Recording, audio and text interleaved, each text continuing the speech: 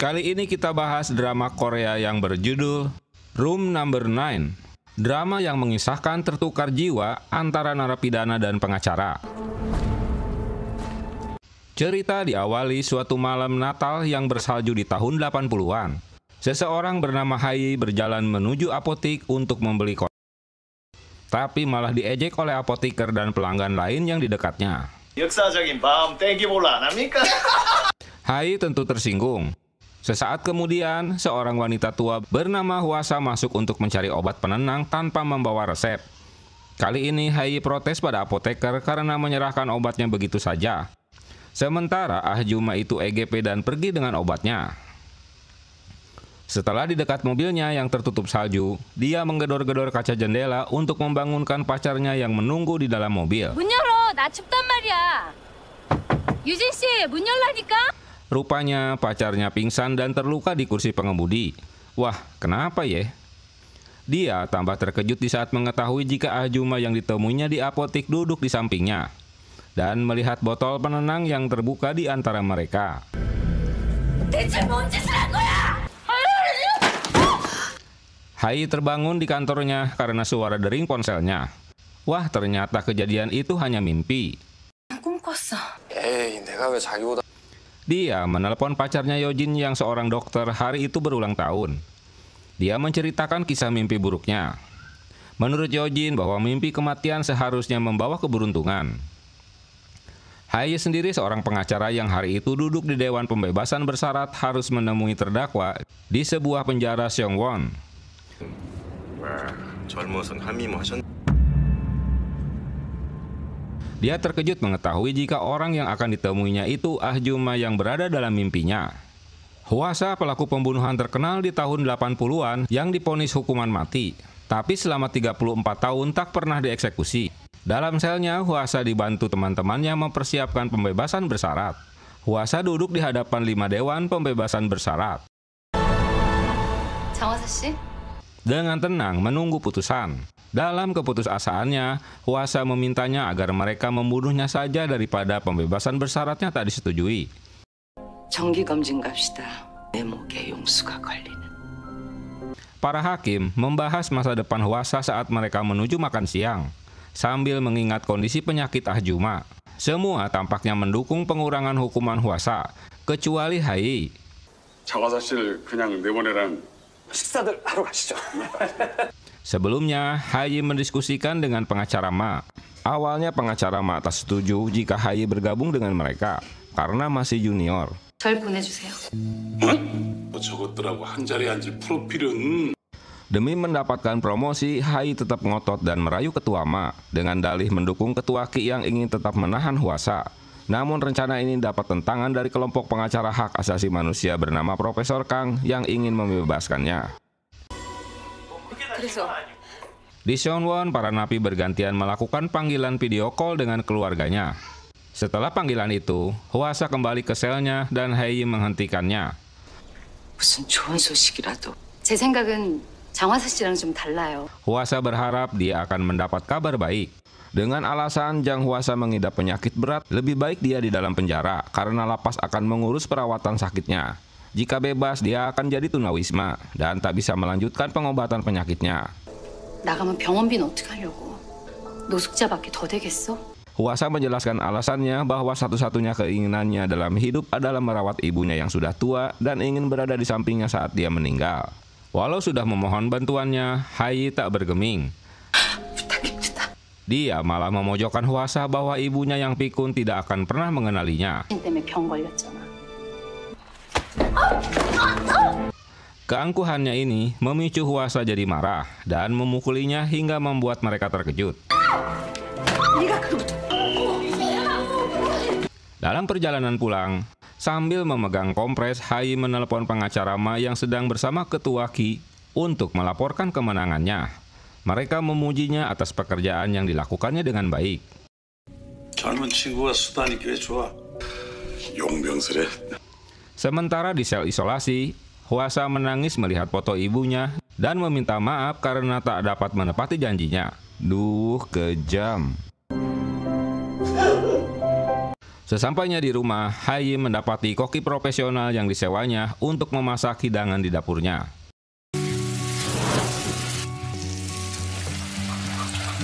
Ternyata dia Abu Nawas juga. Berharap pacarnya akan melihatnya saat dia memasak, karena hari itu ultah pacarnya. Tapi pacarnya tahu jika rasa masakan itu bukan buatannya. Baru saja akan bermesraan,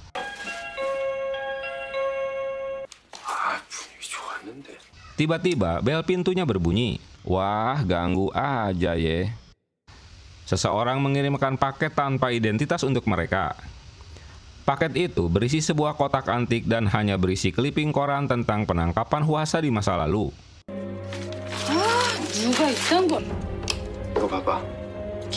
Yojin mengakui jika paket itu untuknya, seperti yang terukir di kotak terdapat namanya. Dia menjelaskan bahwa ia telah mengukir namanya di kotak milik ayahnya saat ia masih muda. Kontan saja situasi hatinya berubah jadi tak mood. 당신이 물어야 할 사람은 장하사가 아니라 Setelah Yojin pergi, Hai jadi kesal dan ngedumel siapa yang mengirim kotak itu. 망했어. Di rumahnya, Yojin duduk merenung sambil bertanya-tanya siapa orang yang telah mengirimkan paket tersebut. Di masa lalu, Yojin menanyakan siapa ibunya di saat ayahnya dirawat di rumah sakit. Tetapi ayahnya tak memberitahukannya hingga dia meninggal. Jadi dia berpikir, apa ibu Hwasa ini ibu kandungnya? Saat sedang merayakan kesuksesannya di Resto Ceromlah, seorang petugas memintanya untuk memindahkan mobil pengacara Ma. Sayangnya, temannya bernama Gangbang ketahuan jika dia minum terlalu banyak, jadi agak mabuk bray. Ternyata petugas itu pernah berurusan dengan Hai di kasus sebelumnya. Dalam sidang, kasus itu menjadi kacau ketika petugas Oh melompat ke lantai pengadilan, menyerang klien Hai dan menyiramkan air ke wajahnya setelah kecewa dengan vonis hakim. Akibat ulahnya, petugas Oh diturunkan jabatannya menjadi petugas lalu lintas.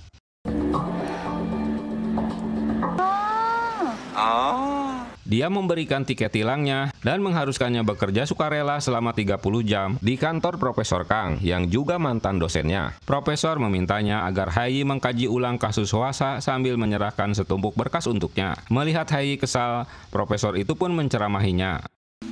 첫 수업 기억나냐? 어떤 의뢰인이든 외면하지 마라. Keinginan Profesor Kang disampaikan pada pengacara Ma, yang tentu saja pengacara Ma terkejut. Dia berjanji akan mengikuti keinginan Hwasa untuk mengajukan banding.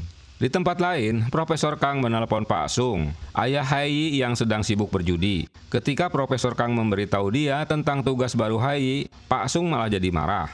Entah apa alasannya Hai begitu membenci Bu Hwasa. Keesokan paginya, Pak Sung sudah menunggu di luar apartemennya.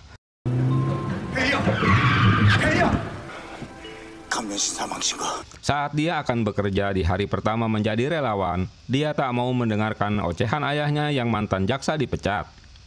Tetapi ayahnya bergegas mengejarnya sambil memohon agar anaknya mengabulkan Hwasa untuk diadili ulang. Ironisnya, 돈 얻으러 왔네. Hai memberikan uang receh untuknya buat modal berjudi. 한돈 하세요. 일지성 씨 가오. Di rumah sakit, Yojin membolak-balikan berkas Hwasa dengan seorang detektif. Yojin memintanya untuk melacak informasi tentang direktur medis di lapas Sangwon. Dia mendapati telepon yang memintanya untuk mengunjungi ketua Ki di rumahnya. Jadi, ketua misterius itu masih saudara tiri Yojin. Ketua menanyakan kotak yang dibawanya dari mana mendapatkannya. Yojin menjelaskan bahwa ia menerimanya secara anonim pada hari ulang tahunnya. Sementara, Hwasa kembali ke selnya. Hwasa menghibur teman satu selnya yang kecewa saat mereka menangis karena sidang pembebasan bersyarat tidak dikabulkan. Ketua Ki menjelaskan bahwa dirinya juga seorang anak yang tidak pernah mendapat pengakuan dari ayahnya. Dia menolak untuk menjawab saat Yojin menanyakan ibu kandungnya itu Hwasa. Ketua Ki mengatakan kepadanya untuk tidak memikirkan Hwasa. 내 동생이 어떻게 살인자의 자식이 될 수 있어? 여기 써 있잖아. Dan dia berjanji akan mencari ibu kandungnya yang sebenarnya, meskipun itu bertentangan dengan keinginan ayahnya. 얼마나 아끼는지 알지? Setelah mendapat berbagai macam tekanan, sore itu Hai menemui kembali Hwasa di kamar nomor 9. Hwasa menanyakan kembali mengapa pengurangan hukumannya ditolak. 변호사 을지혜예요. Dia berpura-pura tidak bersalah dan tidak peduli apakah Hwasa mempercayainya. Sambil memeriksa berkas Hwasa, Yojin menelepon Dr. Seo, seorang direktur medis di Seongwon. Singkat cerita, mereka pun bertemu. Saat menunggu kedatangannya, Yojin mendengar bunyi bip di ruangan penyimpanan barang yang gelap. Padahal alat deteksi jantung tua itu tak berhubungan dengan listrik. Ih, kayak ada hantunya ya. Mendapat informasi itu, Dr. Seo tak membantah jika di lapas ada banyak hantu gentayangan. 죽은 수감자들의 원혼이 떠도는 Seo setuju dengan rencana Yojin untuk melakukan pekerjaan amal di penjara meskipun jadwalnya padat. Di ruangan nomor 9, Hwasa terkejut mendengar berita yang sedang ditonton Hae. 있습니까? 누굴 브레이크하우스 파열. Dia penasaran dan merebut tabnya yang ternyata Ketua Ki sedang memberikan keterangan pada reporter tentang kasus anaknya. Dalam sesaat wajahnya pun berubah. Hwasa teringat kembali dengan pacarnya di masa lalu. Hae merebut kembali tabletnya tapi malah terjatuh dan pecah. Beberapa saat kemudian, Hwasa mendapat serangan jantung dan dia pingsan. Tentu membuat Hae panik untuk memanggil penjaga.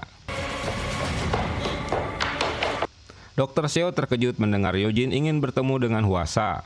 Tapi rencana ini berantakan setelah bel alarm lapas berbunyi. 구급함도 좀 챙겨줘. Yojin dan Dr. Seo langsung beraksi. Mereka mengumpulkan perlengkapan medis dan bergegas ke kamar nomor 9. Hae terkejut melihat keberadaan Yojin. Karena ada keadaan darurat di sel lain, sehingga Dr. Seo meninggalkannya. Kini Yojin terpaksa mengambil tindakan pertama untuk menyelamatkan Hwasa. Dia pun menggunakan peralatan pacu jantung tua yang tadi nyala sendiri.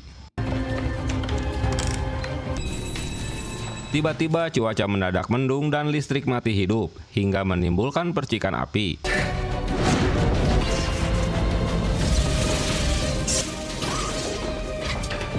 Hae yang ketakutan dan menghindarinya. Sayangnya kakinya tersangkut kabel listrik sehingga tubuhnya menimpa Hwasa yang pingsan. Ketua Ki diberitahu bahwa Hwasa terkena serangan jantung dan kini tidak sadarkan diri. Saat petugas mendorong Hwasa yang pingsan, Hae menghentikan dan menghampirinya. Dia terkejut jika Ahjuma yang tak sadarkan diri itu bukan dirinya. Ternyata Hwasa berada dalam tubuh Hae alias tertukar jiwanya secara misterius.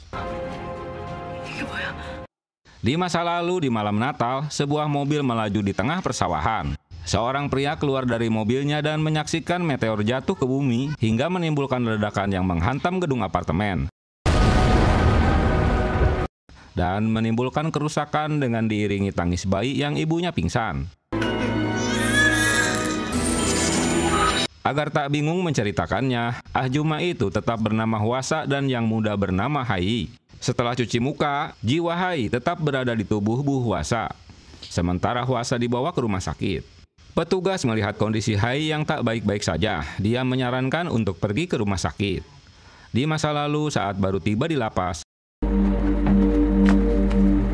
Hwasa yang saat itu masih muda dan unyu-unyu, dia terpaksa harus hidup dalam penjara yang tak pernah terbayangkan sebelumnya. Hanya berdoa yang dapat dilakukannya. 울부짖었다. Setelah puluhan tahun mendekam di penjara, kini Hae yang menggantikan posisinya. Mungkin karena kemurahan hati Tuhan yang mengabulkan doanya. Yojin menemui Hae dan langsung memeluknya. Wah, berarti dia memeluk nenek-nenek yang sudah keriput ya. Melihat kondisinya, Yojin mengajaknya ke rumah sakit. Sementara dokter menangani Hwasa yang tak sadarkan diri. 시간은요? 2에서 3분. Setelah dia tersadar, borgol masih mengikat di pergelangan tangannya. Saat memandangi jendela kaca, dia terheran melihat wajahnya yang terpantul di kaca jendela. Mengapa gue jadi muda lagi nih? Kini casingnya aja yang sudah tua, tapi jiwanya muda. Dia pun berteriak histeris. Saat petugas meninggalkannya, Hwasa yang kini berjiwa muda mencari keberadaan tubuhnya. Petugas terkejut tak melihat lagi keberadaan napinya dan melaporkan pada teman-temannya. Hae panik mendapat telepon dari Hwasa yang mengajaknya bertemu hingga dia merusak ponselnya sendiri. Yojin mulai merasa jika pacarnya ini bertingkah aneh. Dengan mengendap-endap, dia kabur dari rumah sakit. Hingga di parkiran dia langsung naik taksi yang membawanya pergi. Dia tak rela hidupnya di penjara. Sesuai janjinya, mereka bertemu di toko Abah Aliong. Tapi apes Hwasa malah tertangkap.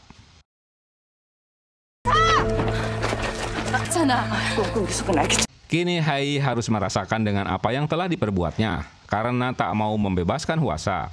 Di tempat lain, Hwasa yang sudah puluhan tahun tidur di tikar, kini dapat menikmatinya tidur di kamar hotel, menikmati pemandangan bebas dan makan sepuasnya.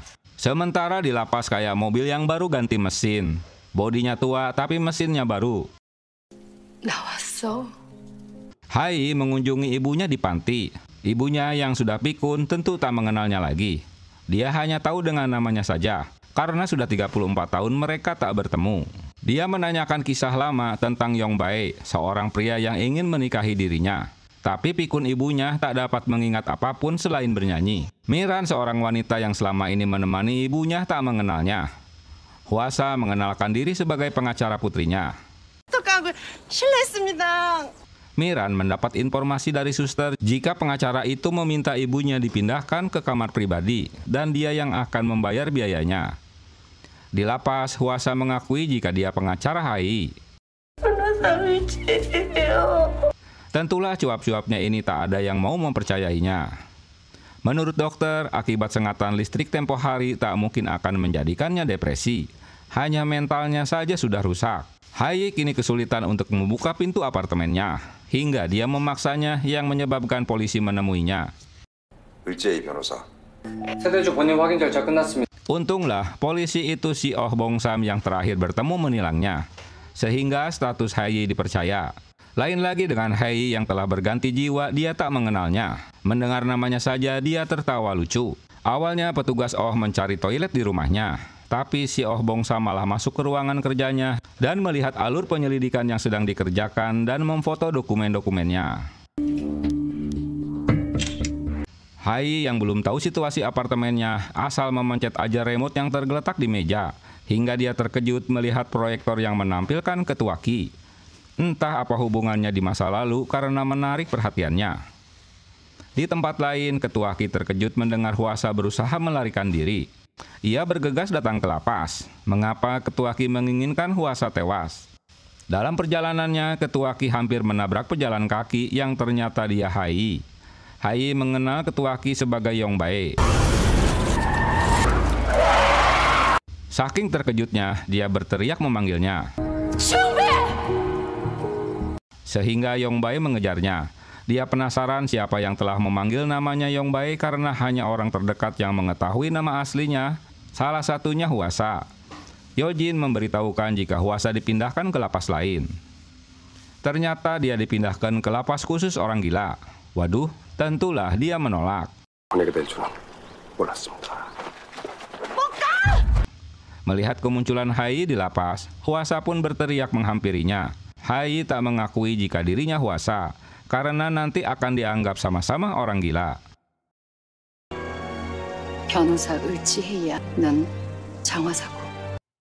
Di masa lalu saat masih di sekolah, Yojin berusaha mendekati Hai yang saat itu bekerja di kafe. Tapi karena usianya lebih muda, dia pun menolaknya. 공인? 나도 공이었거든. 5 tahun kemudian, setelah mengetahui Yojin adalah adik ketua Ki, Hai pun mulai tertarik dah. Wah, tajir nih. Apalagi dia pewaris rumah sakit. 고딩은 안 키우는데. Kali ini malah terbalik. Hai yang membawakan payung untuknya karena cuaca hujan. Pemindahan Hwasa ke lapas khusus mendapat protes dari Yojin karena diagnosanya belum tepat. 선배님, 전문의 감정도 없이 감호소라뇨. Tapi mereka tak mau ambil resiko jika Hwasa menyerang orang lain. Tidak hanya kemalangan yang didapatnya, tapi karir dan statusnya juga dicuri olehnya. Hai meminjam tubuhnya untuk sementara. 너한텐 미치고 팔짝 뛸 일이겠지만 하늘이 나한테 잠시 네 몸을 허락했다고 생각해. Walau orang-orang tak percaya dengan tertukarnya jiwa mereka, Hwasa yang kesal pun menyerangnya.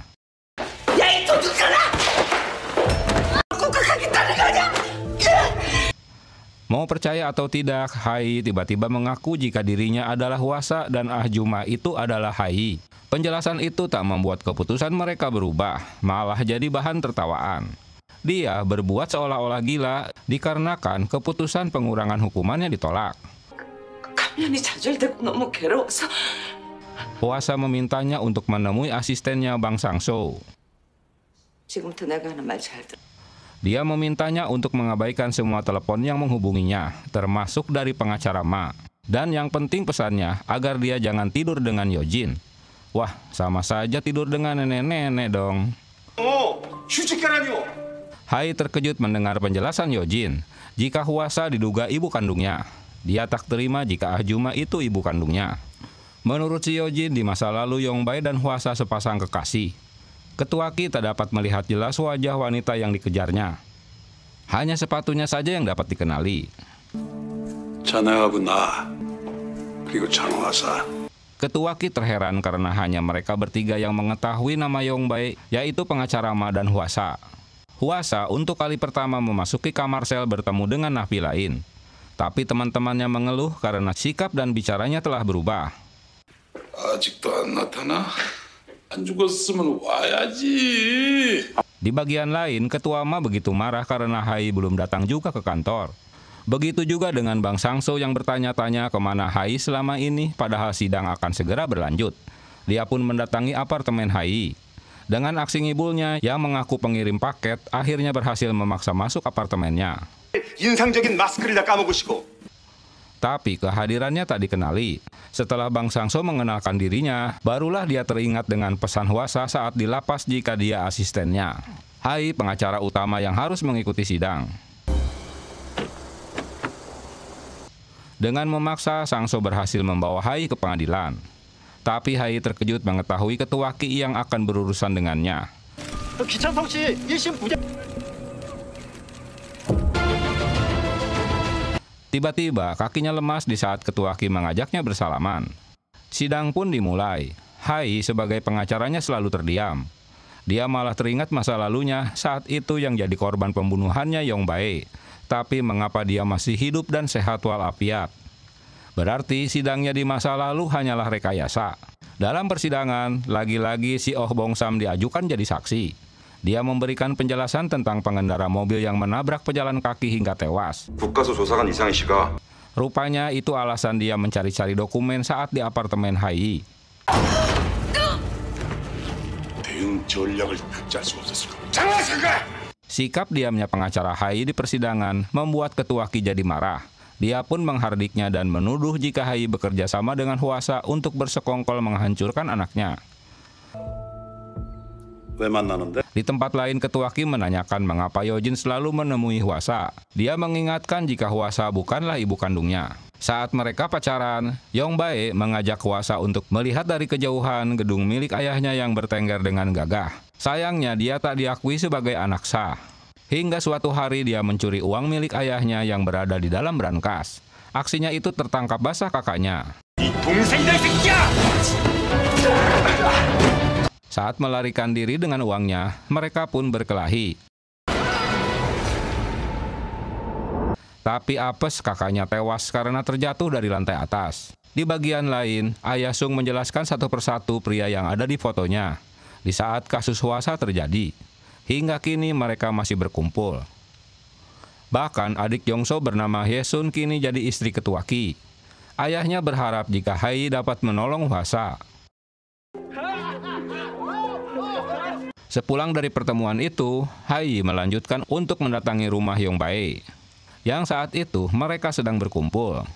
Hwasa terkejut mendengar berita dari Miran jika ibunya akan dibiayai oleh Hai. 안 될까? 을지문덕인지 을지행가가. Esok harinya Hai menemui pengacara Ma. Dan teringat masa lalu saat pengacara Ma juga datang menemuinya untuk menawarkan diri jadi pengacaranya. Kali ini Hai memintanya untuk mengambil alih kasus Ki Chan-sung. Tapi rencana ini batal karena Hai mendapat telepon dari panti jompo jika ibunya mendadak dipindahkan. Ternyata Hwasa yang telah memindahkan ibunya ke panti jompo lain. Kesal dengan ulah Hwasa, dia pun menemuinya kembali. 어떻게 하는지. 우리 엄마! Sebelum bercerita, Hwasa memberikan roti yang berisi buah pir. Baru juga memakan sepotong rotinya, tiba-tiba dia merasakan sakit di tenggorokannya. Di masa lalu, seseorang memindahkan pria yang terluka ke dalam mobilnya, di mana Hwasa juga berada di mobilnya.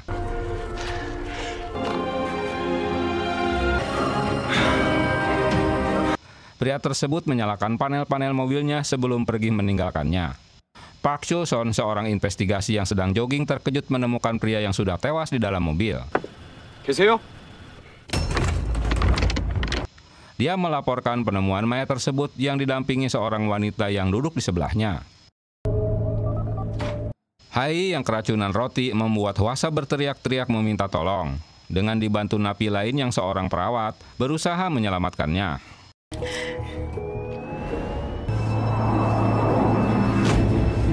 Saat tindakan dilakukan perawat, tiba-tiba Hwasa jatuh menimpahkan dirinya pada tubuh Hai. Rupanya berharap agar jiwa mereka kembali tertukar. Sayangnya aksinya tak berhasil. Di tempat lain dengan bantuan teknologi, akhirnya rekaman CCTV itu dapat diketahui jika wanita yang dikejar ketua Ki adalah Hai. Setelah merawat lukanya, Yojin berterus terang jika dia anaknya Yongbae. Awalnya dia mengira jika Hwasa juga ibunya, tapi hasil tes DNA-nya tak cocok. 장화사가 당신 엄마. Yojin tak percaya saat mendengar pengakuan Hwasa adalah Hai. Buktinya dia sengaja memberikan buah pir yang akan membuatnya alergi. Jika dia bukan Hai, mana mungkin dia tahu hal itu. 내 말 들어줘. 혜이한테 일부러 먹였습니까? Namun, bukti itu tak cukup untuk meyakinkan Yojin. Hai juga menolak untuk memberikan penjelasan tentang tertukarnya jiwa mereka. Maka pupuslah sudah harapan si Hwasa. Kini hanya melamun yang dapat dilakukannya dan menjadi pembicaraan kawan-kawannya. 재수도 없지. 또 감전돼서. Awalnya Miran tak percaya jika orang yang di depannya itu Hwasa.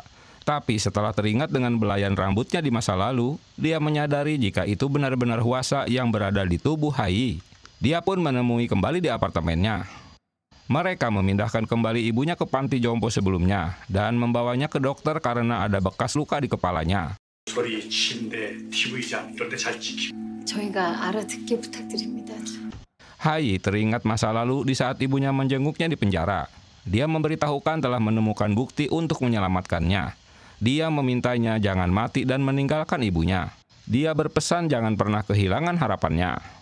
Selain demensia, bisa jadi ibunya itu juga karena trauma yang begitu kuat menyerangnya. 진술 줘서 피의자 신문 줘서 담당 형사가 Hai mulai melakukan investigasi kasus Hwasa. Saat itu detektif yang bertugas adalah Jong-so. Bong Sam bersedia untuk mendapatkan foto TKP masa lalu. Dia menghubungi jaksa agar diberi izin untuk masuk ke ruangan filenya. Seseorang mulai menguntit Yojin. Ketua Ki sedang menganalisa siapa orang yang telah bermain-main dengannya. Beberapa saat kemudian, si penguntit mengirimkan fotonya pada Park dan memberitahukan pada Ketua Ki. Kini, Ketua tahu jika ini ulah pengacara Ma yang telah bermain-main dengannya. Kedatangan Yojin disambut anjing kesayangan Ma. Yojin datang untuk menunjukkan clipping tentang kejahatan Hwasa di masa lalu dan ingin mengetahui siapa ibu kandungnya. Pengacara Ma meminta Yojin untuk mengambil alih perusahaan SHC Group milik Ketua Ki. Sebagai imbalannya, jika dia menolongnya, dia hanya membutuhkan rahasia penting SHC untuk menjatuhkannya. Omongan mereka terganggu saat putrinya berteriak untuk memberitahukan jika anjingnya mati. Pastinya ini sebuah peringatan untuknya. Ketua Ki teringat masa lalunya saat ayahnya membawa Yojin yang masih bayi sebagai penerus SHC Group. Hubungan bapak dan anak baik-baik saja. Setelah sekian lama, Yojin merindukan untuk bertemu Hai. Sementara Hai sibuk menganalisa kasus Hwasa dengan dibantu Miran. 34년 전 얘기잖아. Tiba-tiba mereka dikejutkan dengan kedatangan Bong Sam. Tak diduga menyusul kemudian datanglah si Yojin. Dia bertanya-tanya siapa pria yang akan menemui Hai sambil pergi dari tempat itu. 정작 죽은 사람 사진이 없. Mereka berdua pun mendatangi ruangan file kejaksaan dan menemukan foto-foto kejadian saat itu hanya tidak lengkap. Foto korban dan kursi mobil yang diduduki korban tak ada fotonya. Selain itu, foto negatifnya juga terpotong-potong. Ketua Ki yang sedang mengalami masalah kasus anaknya memberikan donasi untuk pengusaha muda. Tentulah bagian dari pencitraannya. Kemunculan agensi model ke apartemennya membuat Hai terkejut. Dia yang berjiwa huasa harus mengikuti cara Hai yang seutuhnya, yang selalu berpenampilan modis sebelum bersidang. 얼른 내보내지 못해? 너 지금 이럴 때 을지회의가 되어야 해. Semua itu ulah Miran yang merencanakannya. Baru Miran yang percaya jika Hai itu huasa. Dengan memberi 2 apel, huasa menggunakan laptop di ruang dokter. Dia mengetahui jika pengacara Ma dalam bahaya. Sayangnya keberadaannya tertangkap basah dokter. 거를 왜 내 방에서 합니까, 거를? 오조 저 아줌마? Kedatangan Hai yang selalu didampingi sekretaris pribadinya membuat sangsogram. Tapi untunglah si Miran dapat mengendalikan suasana. Miran mendapati surat yang dikirim dari huasa. 함부로 대표님 우편물에 손을 대고. Dia berusaha merebutnya tapi tak berhasil dan memberitahukannya pada Hai. Hai kemudian menemui pengacara Ma, niatnya untuk mendapati surat yang ditulis huasa. Tapi pengacara Ma telah mendengar rumornya jika jiwa mereka berdua tertukar. Kini pengacara Ma jadi curiga saat Hai akan mengambil surat untuknya. Jangan-jangan rumor itu benar. It says that your body's been switched this way to detailed. Di tahun 1984, huasa muda bertemu dengan Yongbae dan dia jatuh cinta padanya. Setelah perampokan itu, Kisung yang tewas didudukan di mobilnya di sebelah huasa yang tak sadarkan diri. Untuk menutupi kejahatannya, polisi dapat menemukan mayat itu dan huasa jadi tersangkanya. Setelah pengacara Ma mencurigainya jika Hai adalah huasa, dia pun membunuh pengacara itu dan sibuk membersihkan untuk menghapus jejaknya. Walau Hai menyadari seharusnya korban pertama itu Yongbae. 복수라는 죽거나 죽이거나. 48 jam sebelumnya, saat bertemu pengacara Ma, dia menghancurkan surat dan membuangnya ke tempat sampah. Tapi setelah Hai pergi dari ruangannya, dia membaca surat tersebut.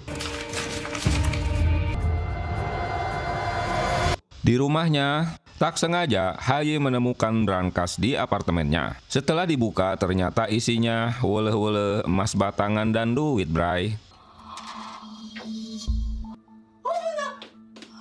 Dia bertanya-tanya apa kerjanya wanita ini. Selain itu, menemukan dokumen dan foto-foto yang diduga pria dalam foto itu bernama Sang Hee.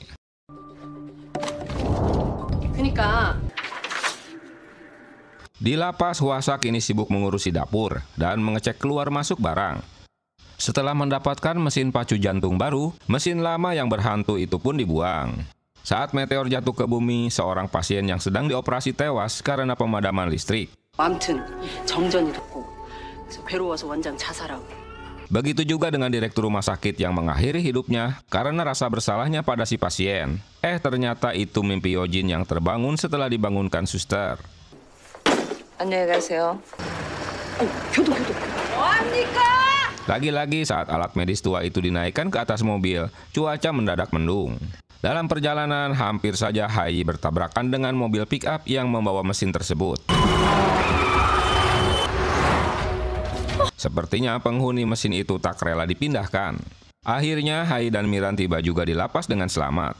Dia terkejut mendengar ketua Ma ada di lapas sedang bertemu huasa.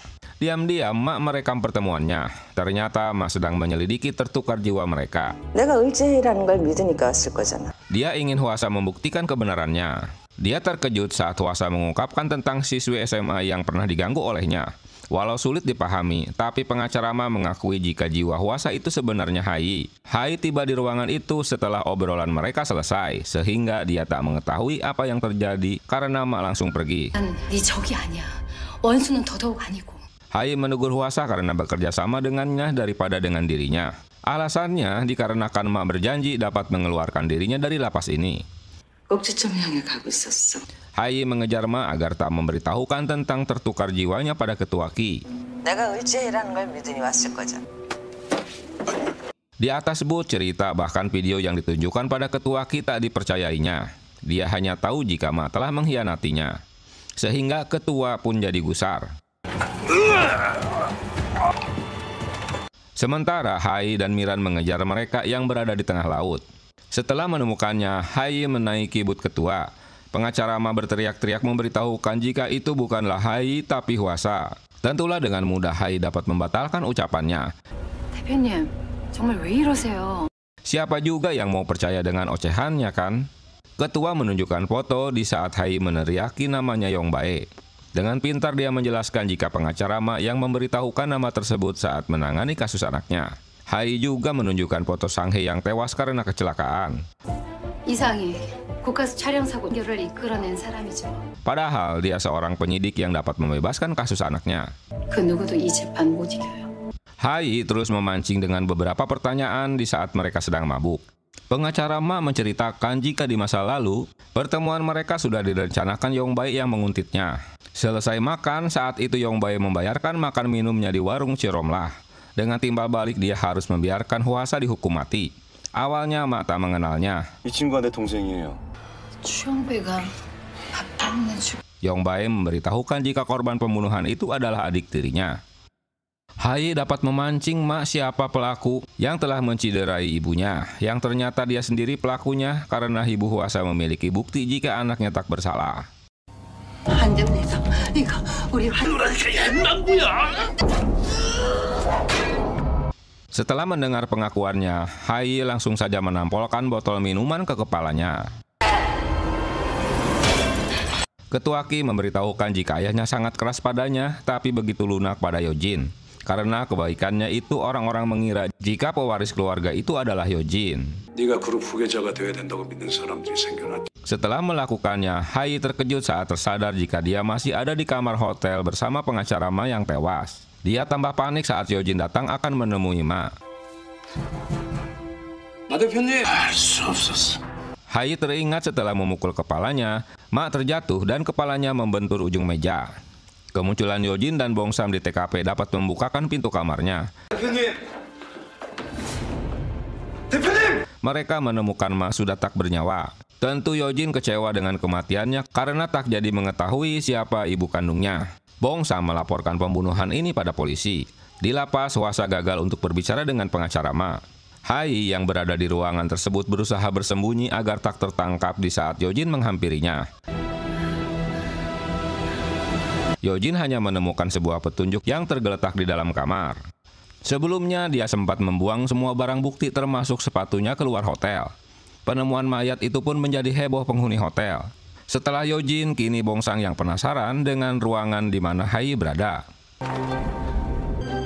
Dengan terpaksa, dia meloncat ke lantai bawahnya yang ternyata kamar itu dihuni oleh Ketua Ki.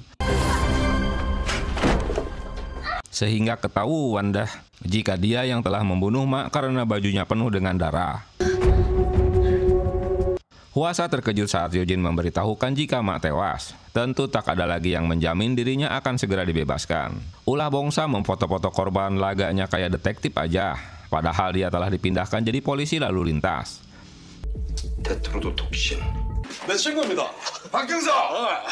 Tim kepolisian tiba di TKP dan melakukan forensik dan menyisir sekitar area. Sementara, Hai terus cemas karena sepatu dan handuk yang berlumuran darah masih tergeletak di halaman hotel. Mereka bersepakat jika Hai akan menolong dalam persidangan untuk membebaskan anaknya, dan dia tak akan melaporkannya pada polisi. Keberadaan Bongsam di TKP mengganggu detektif lainnya karena dia ngerecokin doang. Yojin melihat kembali petunjuk yang ditemukannya bertuliskan Butterfly Ship yang ternyata sebuah rumah sakit. Dia menghubungi detektif untuk mengantarnya. Karena itu hotel VIP, pihak hotel tak menempatkan CCTV di area lorong kecuali di area parkiran. Dengan susah payah akhirnya Hai sampai juga di rumahnya, yang langsung terkulai stres. Setelah itu mereka berdua kembali mengambil sepatunya yang masih berlumuran darah di halaman hotel. Hanya handuk berdarah tersangkut di pohon ditemukan oleh Bongsam. Mereka pun membakar semua barang bukti. Konferensi pers kepolisian mengumumkan jika kematian pengacara Ma dikarenakan pendarahan yang berlebihan dan ditemukan racun dalam darahnya. Bongsam masih terus menyelidiki kematian Ma. Sehari sebelumnya, detektif Sang-hye juga tewas. Menurutnya ini semua rangkaian kematian yang sudah direncanakan. Walau dugaannya benar, detektif mengingatkan jika itu bukan urusannya lagi. Bong Sam yang ngeyel malah membawa handuk berdarah itu untuk diperiksa di laboratorium. Pemakaman jenazah pun dilakukan. Untuk mengikuti rapat di rumah ketua, Hayi bertemu dengan istrinya. Tentulah dia kecewa karena seharusnya dia yang menjadi istrinya. 회장님께 누가 되지 않도록. Ketua Kim memberitahukan jika Hayi akan menjadi pengacara anaknya. Untuk mempermudah persidangan, Hayi kembali menemui Hwasa untuk meminta bantuannya. Dia berjanji akan menemukan cara agar jiwa mereka tertukar kembali. Setelah mencari-cari, akhirnya detektif menemukan dan mengantar Yojin ke rumah sakit Butterfly yang pagarnya saja terkunci. Rumah sakit ini sudah tak terpakai. Seorang ahjuma yang menunggu gedung tersebut mempersilahkannya masuk. Dalam kamar operasi, dia terbawa lamunannya.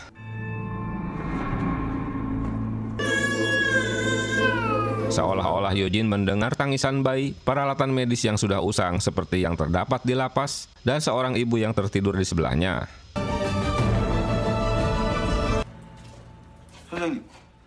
Kemunculan detektif mengganggu lamunannya. Ketua Ki melihat kedatangan mobil Yojin ke rumahnya, tapi dia membatalkannya. Kerjasama meneliti kasus yang berhubungan dengan Changsung pun dimulai. Saat terjadinya kecelakaan, malam itu Changsung sedang mengemudi untuk cari makan. Dalam perjalanan, Changsung menabrak penyeberang jalan hingga tewas. Saat itu, polisi yang bertugas si Bong Sam. Kemunculan Hayi dan Sang-so di TKP atas perintah Ketua Ki. Menurut Hwasa, mobil itu mengalami remblong. Ketua Ki melihat rekaman yang dibuat Ma. Dia mendapat info jika Miran teman baik saat di lapas. Dan kini jadi asisten Hayi. Ketua Ki ingin bertemu dengannya. Beberapa tahun sebelumnya, mereka berdua telah membeli cincin tunangan. Hayi menunjukkan cincin itu pada Hwasa. Selain dokter, dia juga dari keluarga Ketua Ki dari SHC Group. Dia memberikan kedua cincin itu untuknya. Dalam mimpinya, Hayi dikejar-kejar arwah Ma. Teriakannya membuat Miran membangunkannya. Ih, seyem. Dengan berpura-pura membawa hadiah, dia datang menemui Haesun. Untuk masuk ke ruangan ketua, dia beralasan akan ke toilet. Di meja kerjanya dia mencari-cari alat perekam bolpen. Karena tak ketemu, dia malah menemukan plakat milik ketua jika Ketua Ki lulusan Universitas Chicago. Miran panik mengetahui ketua pulang ke rumah. Pesannya tak diketahui karena dia menaruh ponselnya di dalam tasnya yang ditinggal di kebun. Dia teringat saat ayah Ketua Ki menyuruh Hayi untuk mengirimkan paket buat anak yang kuliah di Universitas Chicago. Ketua mengintip Hayi yang sedang berada di ruangannya.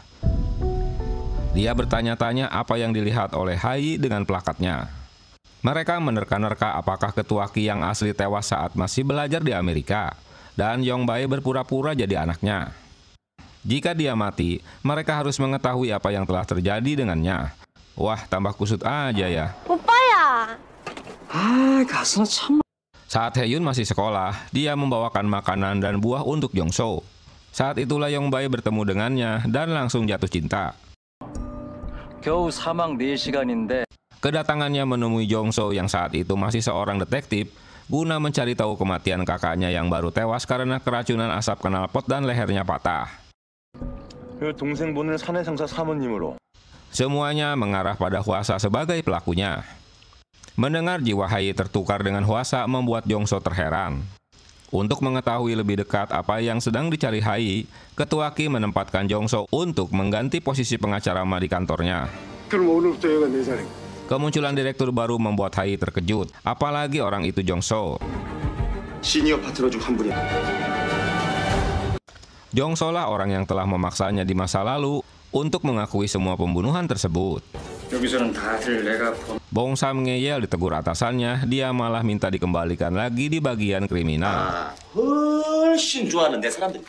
Kini Jongso lebih mudah mencari tahu rencana apa yang akan dilakukannya dalam persidangan mendatang. Tentulah Hayi berbohong pada atasannya bahwa dia belum mendapat strategi dalam persidangan, padahal dia telah mendapat rencana yang dibuat oleh Hwasa. Sang Hei yang telah mendapatkan suap dan melakukan bunuh diri membawa berkah buat kasus mereka karena tak ada saksi yang memberatkannya lagi. Setelah mendapat informasi dari mantan perawat di rumah sakit Butterfly, mereka menemui si perawat. Dia menceritakan jika wanita muda yang tewas di meja operasi itu orang asing yang tak mengerti bahasa Korea. Ketua Ki masih bingung apa dia harus percaya atau tidak dengan tertukar jiwanya Hwasa. Wanita muda yang tewas tertabrak itu bernama Kim Morgan. Dia warga negara asing dan uang kompensasi yang didapatnya disumbangkan ke Universitas Chicago.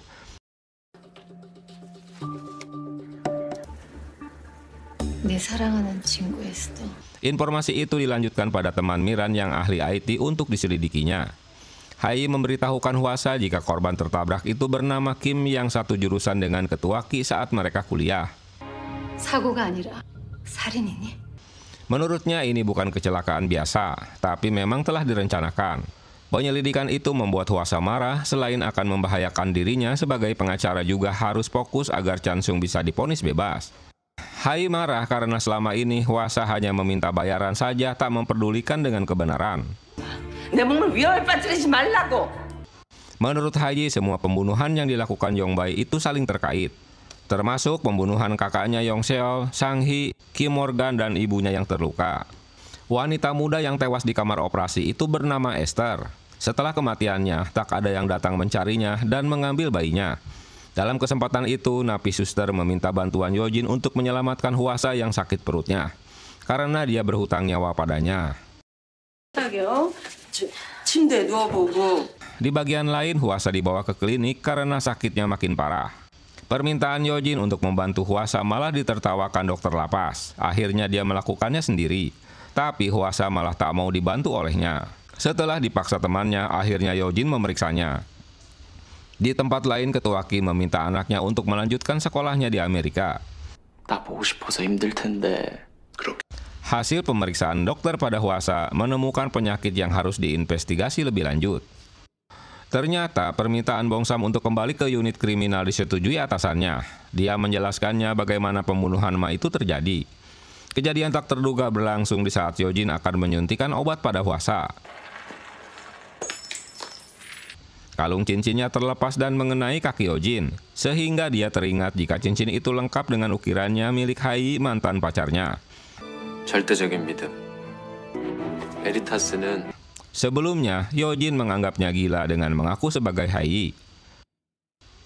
Setelah melihat cincin itu, kini Yojin percaya jika Ahjuma itu adalah Hai. Hanya menangis dan meminta maaf yang dapat dilakukannya. Kini Yojin mati-matian membela Hwasa untuk dirawat di rumah sakit. Tak hanya dokter lapas, tapi juga sipir mencibirnya. Dokter Seo melaporkan Hwasa yang dirawat di rumah sakit kepada ketua. Dia mengidap kanker. Hwasa jadi stres setelah mengetahui jika sisa hidupnya tinggal 3 bulan lagi. Hai terkejut saat datang ke rumah sakit karena Yojin sedang menemaninya. Padahal janjinya dia tak mau bertemu lagi dengan Hwasa karena menganggapnya gila. Dia tak tahu jika Yojin telah mengetahui semuanya. Bongsam langsung kabur saja setelah mendengar anjing Ma ada yang membunuhnya sebelum dianya tewas. Mungkinkah ini merupakan ancaman padanya?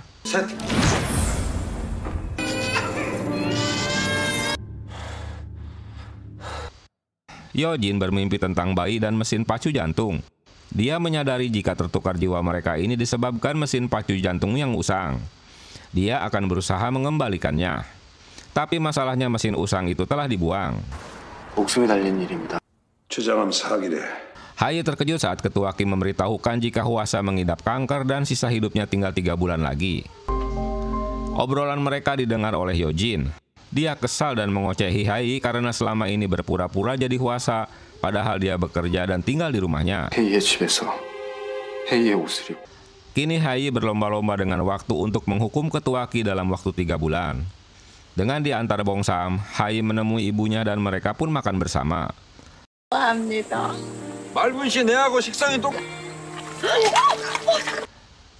Saat sup itu tumpah mengenai ibunya, mereka pergi ke toilet. Tiba-tiba, seseorang menyerang Hai dan menculiknya.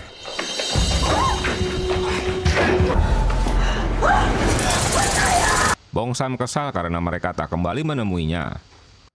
Saat menyusulnya, dia mendapat berita jika mereka telah menculiknya. Berkat bantuan detektif pribadinya, Hyojin mendapatkan kembali mesin pacu jantung usang yang dicarinya. Di dalam mobil, Hai masih pingsan dengan tangan terikat. Saat tersadar, ternyata dia berada di dalam bagasi mobil. Awalnya atasan Bong Sam tak mempercayai ocehannya. Setelah menceritakan jika orang yang menculiknya ini mungkin orang yang sama dengan yang membunuh anjing Ma, berarti orang itu profesional. Di bagian lain, ketua mulai teringat terus dengan masa lalunya bersama Hwasa. Dia meminta Park untuk mengurusnya agar dia dapat bertemu Hwasa. Hyojin menemui Hwasa dengan membawa mesin usangnya. Miran dan temannya dapat mencuri data USB dashboard yang ada di mobil istri ketua. Dengan dibantu temannya, mereka dapat menemukan rekaman CCTV di saat Chang Sun mencium Kim Morgan.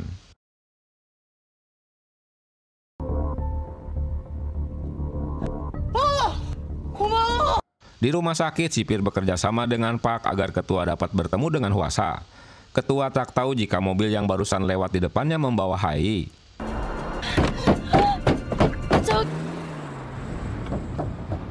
Untunglah sipir tak melihat kabel yang tercecer di lantai. Hai diturunkan di rumah sakit dan membawanya dengan kursi roda karena dia memberontak. Mereka pun membiusnya kembali.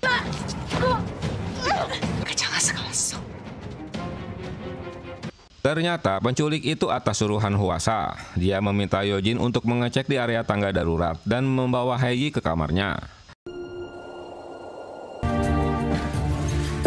Saat Hyojin akan menyalakan mesin usang itu, dia lupa untuk membawa gelnya.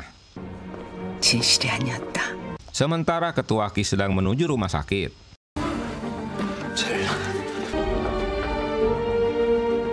Hyojin keluar kamar untuk mengambil gel. Dia terkejut melihat ketua Ki berada di rumah sakit. Untunglah dia berhasil memindahkan Hai ke kolong ranjang. Ketua Ki hanya memandanginya saja, tak berucap sepatah kata pun pada Hwasa. Dia bergegas pergi setelah menerima telepon. Hai memintanya agar Hyojin tak melakukan pertukaran jiwa itu sekarang, karena dia masih ada urusan yang harus diselesaikannya. Saat mesin usang itu dinyalakan, mendadak listrik rumah sakit jadi terganggu.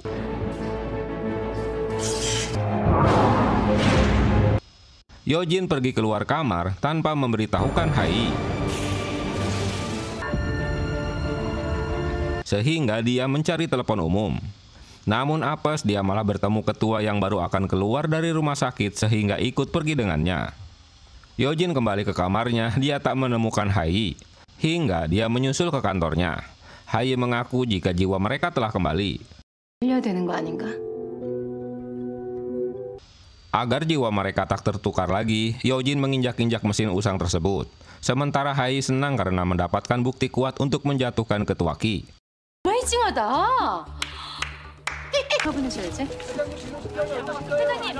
Esok harinya, mereka tiba di pengadilan yang langsung disambut para reporter. Sidang pun dimulai dengan menghadirkan saksi. Si Hyojin datang terlambat ke ruang sidang. 약 2.1km의 내리막길이죠.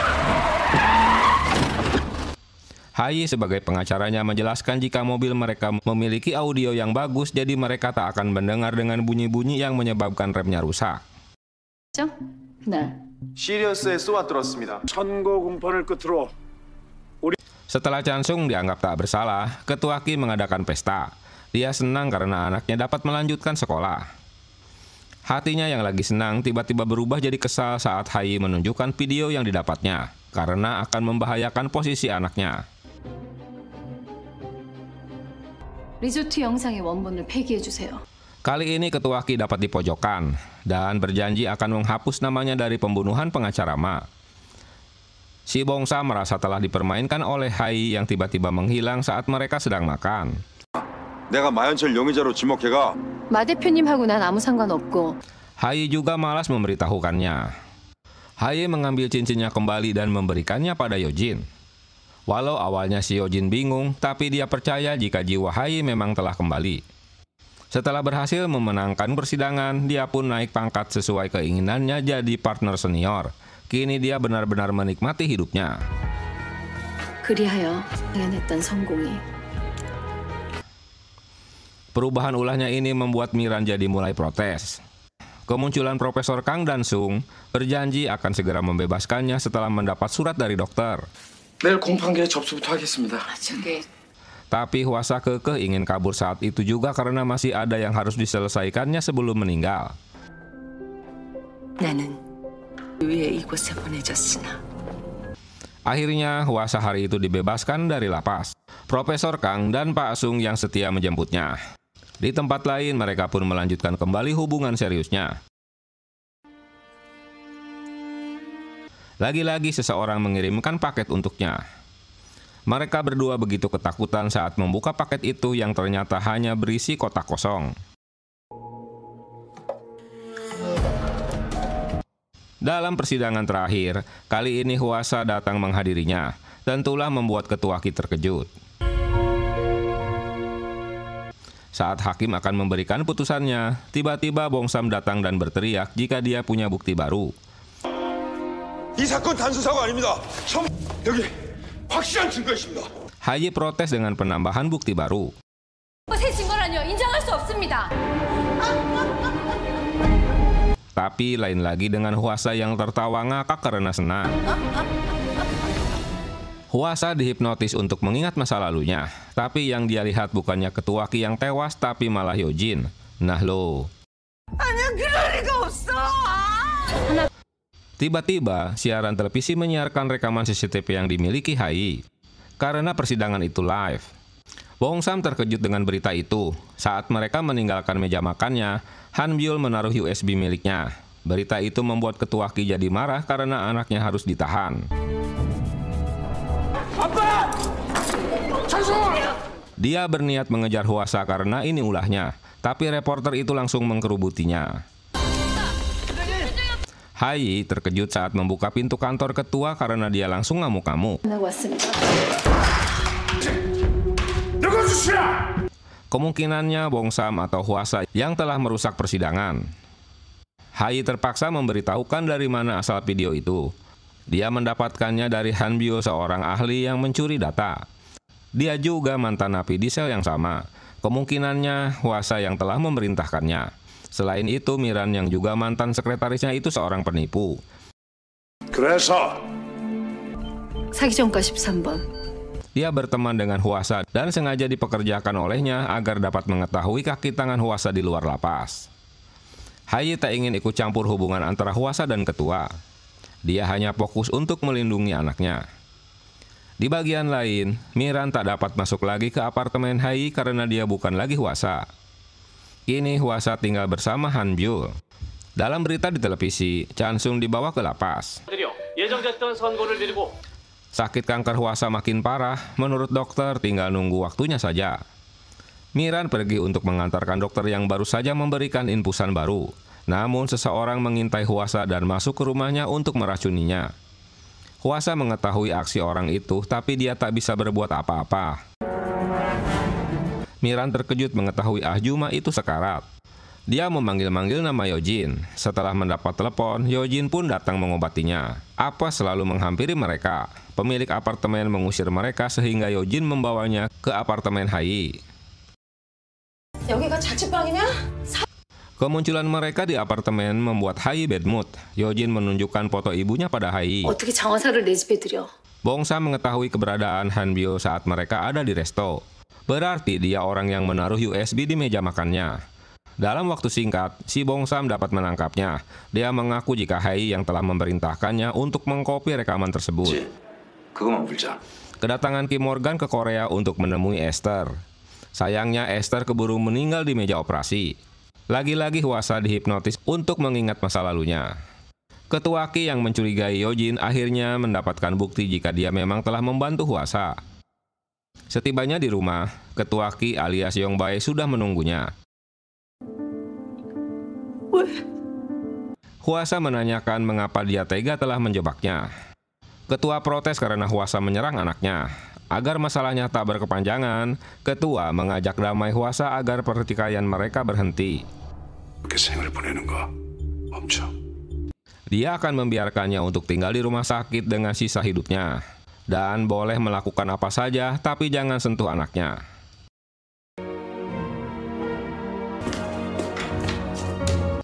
Baru saja akan masuk ke apartemennya, Haye terkejut melihat ketua membukakan pintu apartemennya. Setelah diteliti, ternyata paket yang dikirim itu sebuah foto ayah Yojin bersama seseorang. Pagi itu, Haye ditangkap dengan tuduhan telah membunuh pengacara Ma.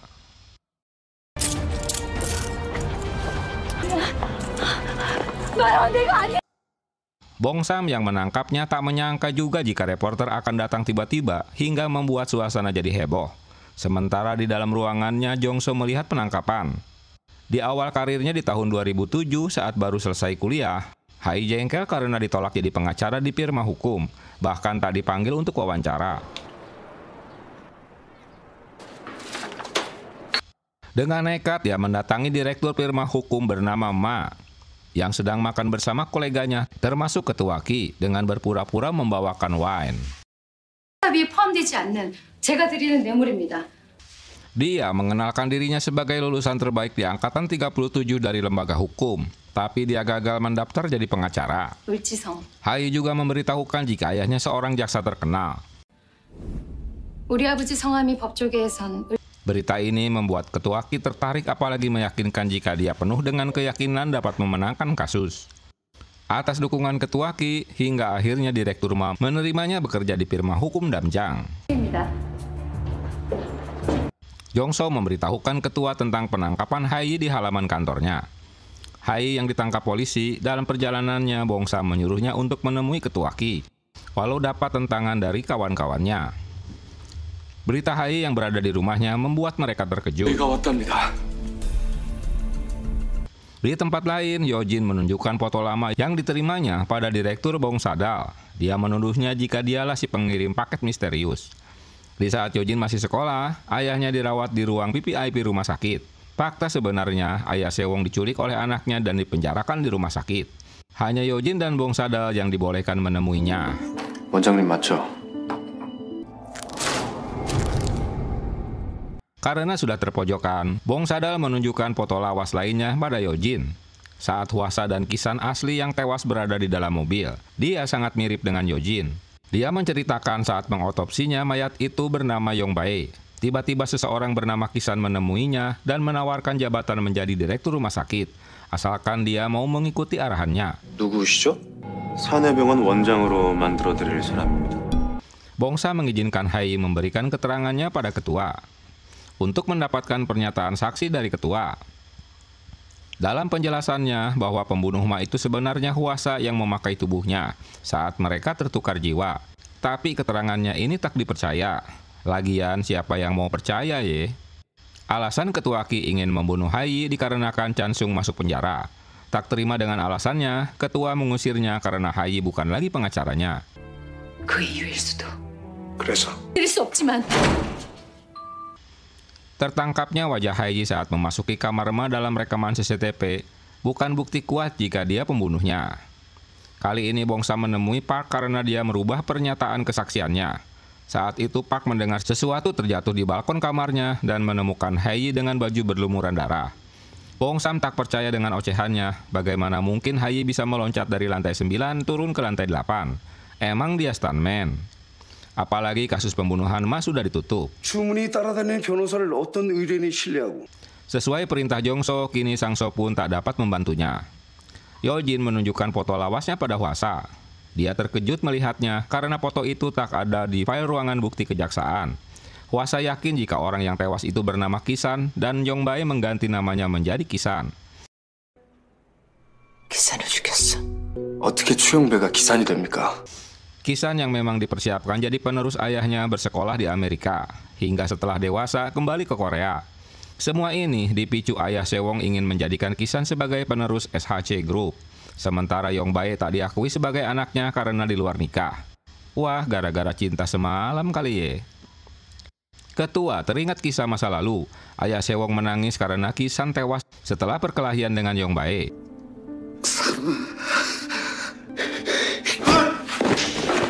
Karena ayahnya tak memaafkannya, sehingga Yong Bae mengancamnya akan memberikan kesaksian yang akan memalukan di pengadilan jika dia anak di luar nikah yang telah membunuh anak sahnya.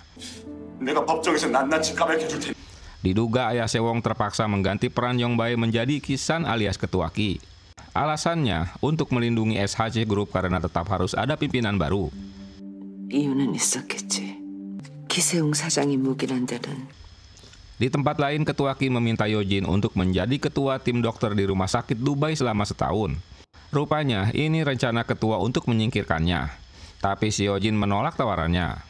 Alasan ketua agar Yojin tak terlibat dengan kasus yang sedang dituduhkan pada Hai. Si Yojin yang tadinya anak penurut kini mulai memberontak. Tentulah ketua tak diam saja. Dia menyuruh bawahannya untuk mengamankannya agar tak bertemu Hai. 1년만 나가 있어. Bongsa mengajak Hwasa untuk menemui Hai. Dia ngoceh-ngoceh pada Hwasa karena dia telah menggunakan tubuhnya untuk membunuh Ma. Kini dia yang harus menanggungnya. Hai menceritakan jika dia ditawari minuman whisky oleh Ma, dan dia hanya meminumnya sedikit. Selain itu dia makan sepotong ikan kesukaan Ma. 전기 오른 것처럼. Tapi rasanya aneh seperti kesetrum listrik. Waduh. Keterangan Hwasa yang tak masuk akal membuat pusing Hai dalam menganalisa keterangannya. Hai menceritakan keterangan Hwasa pada Bongsam. Semua tak masuk akal. Dia hanya memiliki sanggahan lain bagaimana jika pemukulan botol pada Ma tak mengenai kepalanya. Laporan forensik menemukan banyak racun tetrodotoksin pada darahnya. Saat itu dia tak tahu pasti karena pingsan lebih dulu. 상처를 통해 독이 더 빨리. Di saat Ma terjatuh karena reaksi racun itu, kepalanya membentur meja makanya berdarah. Hai akan mengajukan peninjauan ulang dan hanya memiliki waktu 2 hari sebelum ditahan. Dia meminta Bongsam untuk membantunya.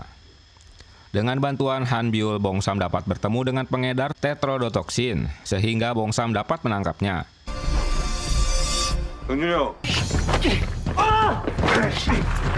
Akhirnya, ditemukan video saat transaksi yang dilakukan Chansung dan mendapatkan nama Eun-sung yang juga anaknya sekretaris Park, salah satu kliennya. Saat transaksi, Chansung menggunakan nama temannya. Sebelumnya atas bantuan Yojin yang menjadi jaminannya, Chansung dibebaskan dari tahanan. Dia menemui Yojin yang dirawat di rumah sakit karena luka-lukanya saat dipukuli orang-orang ketua.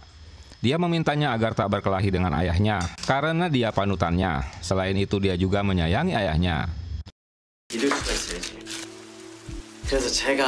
Dalam interogasi lanjutan, bocah itu dapat menunjukkan bukti jika Chansung orang yang bertransaksi dengannya. Park yang berhubungan dengan Bongsam mendapat rekaman CCTV dan menunjukkannya pada ketua. Kini anak penurut itu telah diketahui kelakuan yang sebenarnya.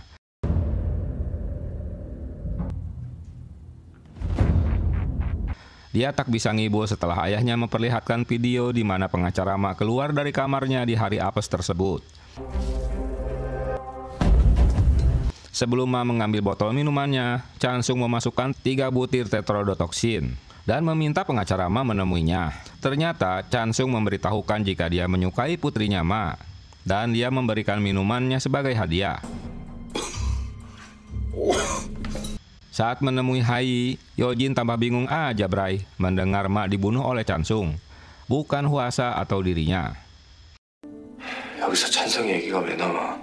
Akhirnya, anak yang begitu disayang pun kena tampol dah. Duh, kasihan. Yang mengejutkan ayahnya saat Chansung menyebutkan status ayahnya bernama Yongbei. 아빠가 추영배면 Sebuah teka-teki apa motif Chansung membunuh pengacara Ma dan Kim Morgan. Ayahnya mendapatkan penjelasan dari anaknya jika dia pernah datang ke Universitas Chicago dan bertemu dengan Kim Morgan. 재작년 추수감사절 보건킴을 만났어. Setelah bertemu Kim Morgan, Chansung menguntit taksinya hingga dia berhenti untuk menunggu Kim Morgan yang berbelanja di toko Abah Liong. Saat itu dia meminta temannya untuk memutarkan lagu kesayangannya dan tak memberitahukan niat jahatnya. Dia menginjakkan gasnya setelah melihat Kim Morgan menyeberang jalan.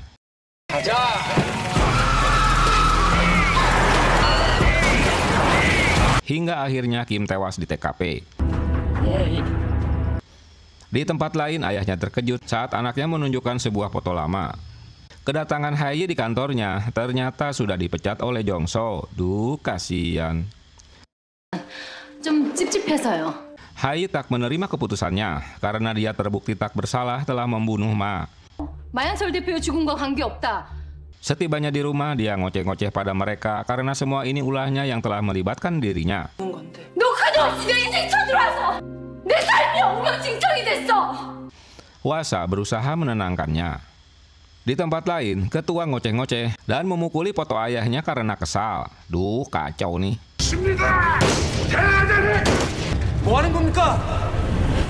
Untunglah Yojin datang dan menyelamatkan foto ayahnya yang dirusak. Yojin memiliki rencana untuk mempertemukan Bong Sadal dengan Hwasa. Awalnya dia keberatan karena akan menyeret dirinya pada pertikaian ketua dan Hwasa. Begitu juga dengan Hwasa yang menolak karena dia dijatuhi hukuman mati karena ulahnya yang telah mengikuti perintah Yongbae. Tapi akhirnya dia bersedia dengan syarat Hai yang harus menjadi pengacaranya. Mereka pun dipertemukan. Beberapa saat kemudian, Hai pun bergabung. Rupanya pegawai resto Ceromlah itu bagian dari kaki tangan ketua. Dia merekam pembicaraannya yang terus dipantau ketua. Yojin ingin mengajukan gugatan klarifikasi identitas jika yang tewas di masa lalu itu bukannya Yongbae tapi Kisan. Pening dengan urusan keluarga ketua dan Yongjin membuat Hai pergi karena tak sanggup menanganinya karena menyeret nama Yojin untuk berurusan dengan ketua. 무슨 소린지 하나도 모르겠다. Sambil menunjukkan foto lawas pada Hai, Yojin menjelaskan jika Kisan yang asli itu ayahnya. Itulah mengapa wajahnya mirip dengannya.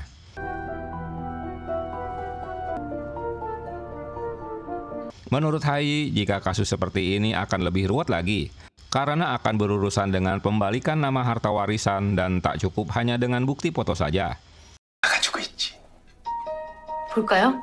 Bong memberitahukan jika dia memiliki bukti lain. Saat mereka akan membayar di kasir, kemunculan ketua menemui mereka tentu mengejutkannya. Mereka pun mulai terlihat bimbang. Saat mendengarkan percakapan itu, ternyata bukti itu milik rekaman percakapan milik Ibu Hwasa yang pernah direbut oleh pengacara Ma. 거짓말 조금 풀면 Menurut petugas damkar, jika kematian itu bukanlah disebabkan keracunan asap knalpot, melainkan patah leher.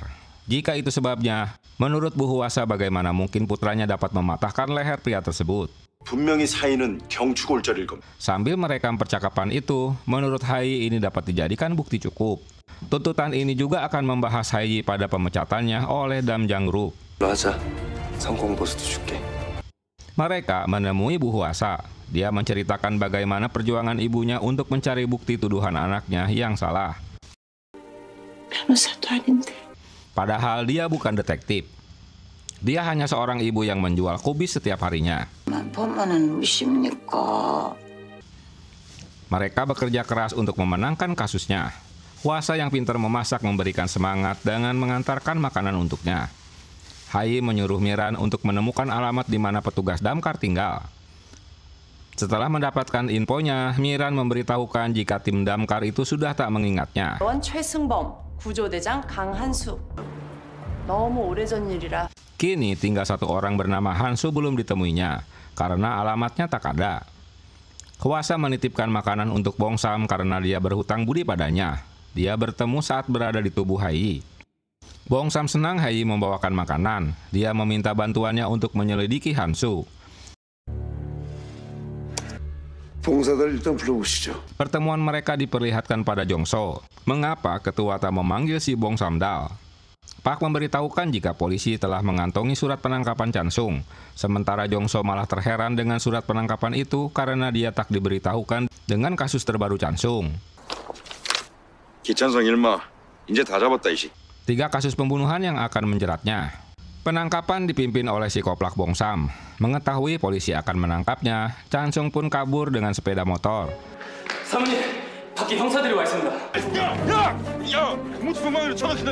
Terpaksa polisi harus mengejarnya.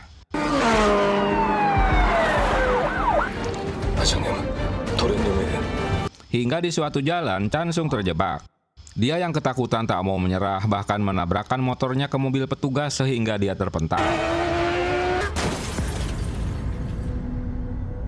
Hingga dia harus dioperasi karena luka-lukanya. Tentulah membuat ketua khawatir. Bong Sadal dan Yojin bagian tim yang akan mengoperasi Chansung.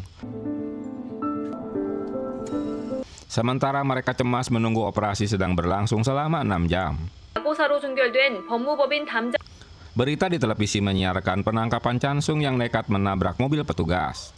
Selesai operasi, Bong Sadal menjelaskan jika Chansung akan mengalami lumpuh permanen. Ketua tak terima dengan penjelasannya dan pulang ke rumah untuk membunuh Yojin. Yojin pun tiba di rumah dan berniat akan pergi dari rumah untuk mengambil baju-bajunya. Aksi ngamuk ketua menembakkan senapannya membuat mereka ketakutan. Untunglah Jongso menahannya agar hal itu tak terjadi karena penyakit jantungnya kumat. Esok harinya si Sangso menemui Hai karena Jongso memanggilnya. Saat menemuinya dia terkejut karena ketua juga berada di ruangannya. Ternyata mereka menekan Hai untuk bekerja sama dengannya. Karena Hai orang yang telah menyuap Sang-hye sebelum tewas. Jongso menunjukkan berkas-berkas milik Ma yang memberatkan dirinya. Dan resikonya lisensi sebagai pengacaranya akan dicabut selain mendapatkan pidana hukuman. Ketua berjanji akan menyeretnya ke bawah seperti ayahnya dulu. Hai tak memberitahukan ancaman mereka pada Profesor Kang dan ayahnya. Dia menemui ayahnya dan menanyakan bagaimana dia dapat hidup seperti ini padahal dia dulu seorang jaksa terkenal. Dengan nilai tertinggi yang belum terpecahkan. Omongan mereka didengar Hwasa. Kejatuhan ayahnya setelah membelanya. Ayahnya mengeluarkan unek-uneknya saat dia sukses hingga jatuh karena melawan ketidakadilan.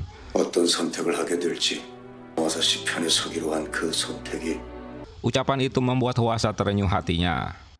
Ketua menyadari jika keputusan Hai untuk mengikuti keinginan mereka bukan hal mudah karena dia harus mengkhianati Yojin.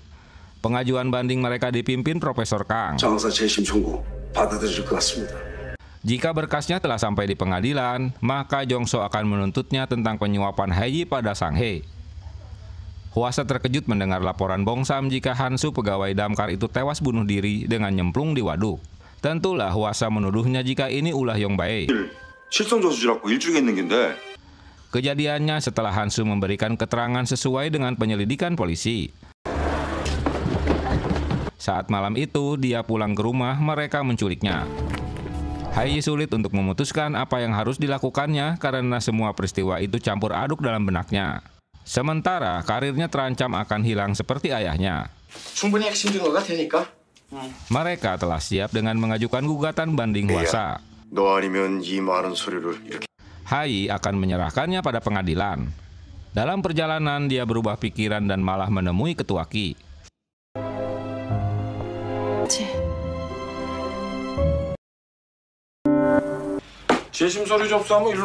Profesor Kang bertanya-tanya mengapa Hai tak segera datang dan melaporkan pendaftaran berkasnya. Mereka bersulang untuk merayakan tugas banding yang dapat diselesaikan. Hwasa terharu atas bantuan teman-teman mewujudkannya yang tak pernah terbayangkan sebelumnya.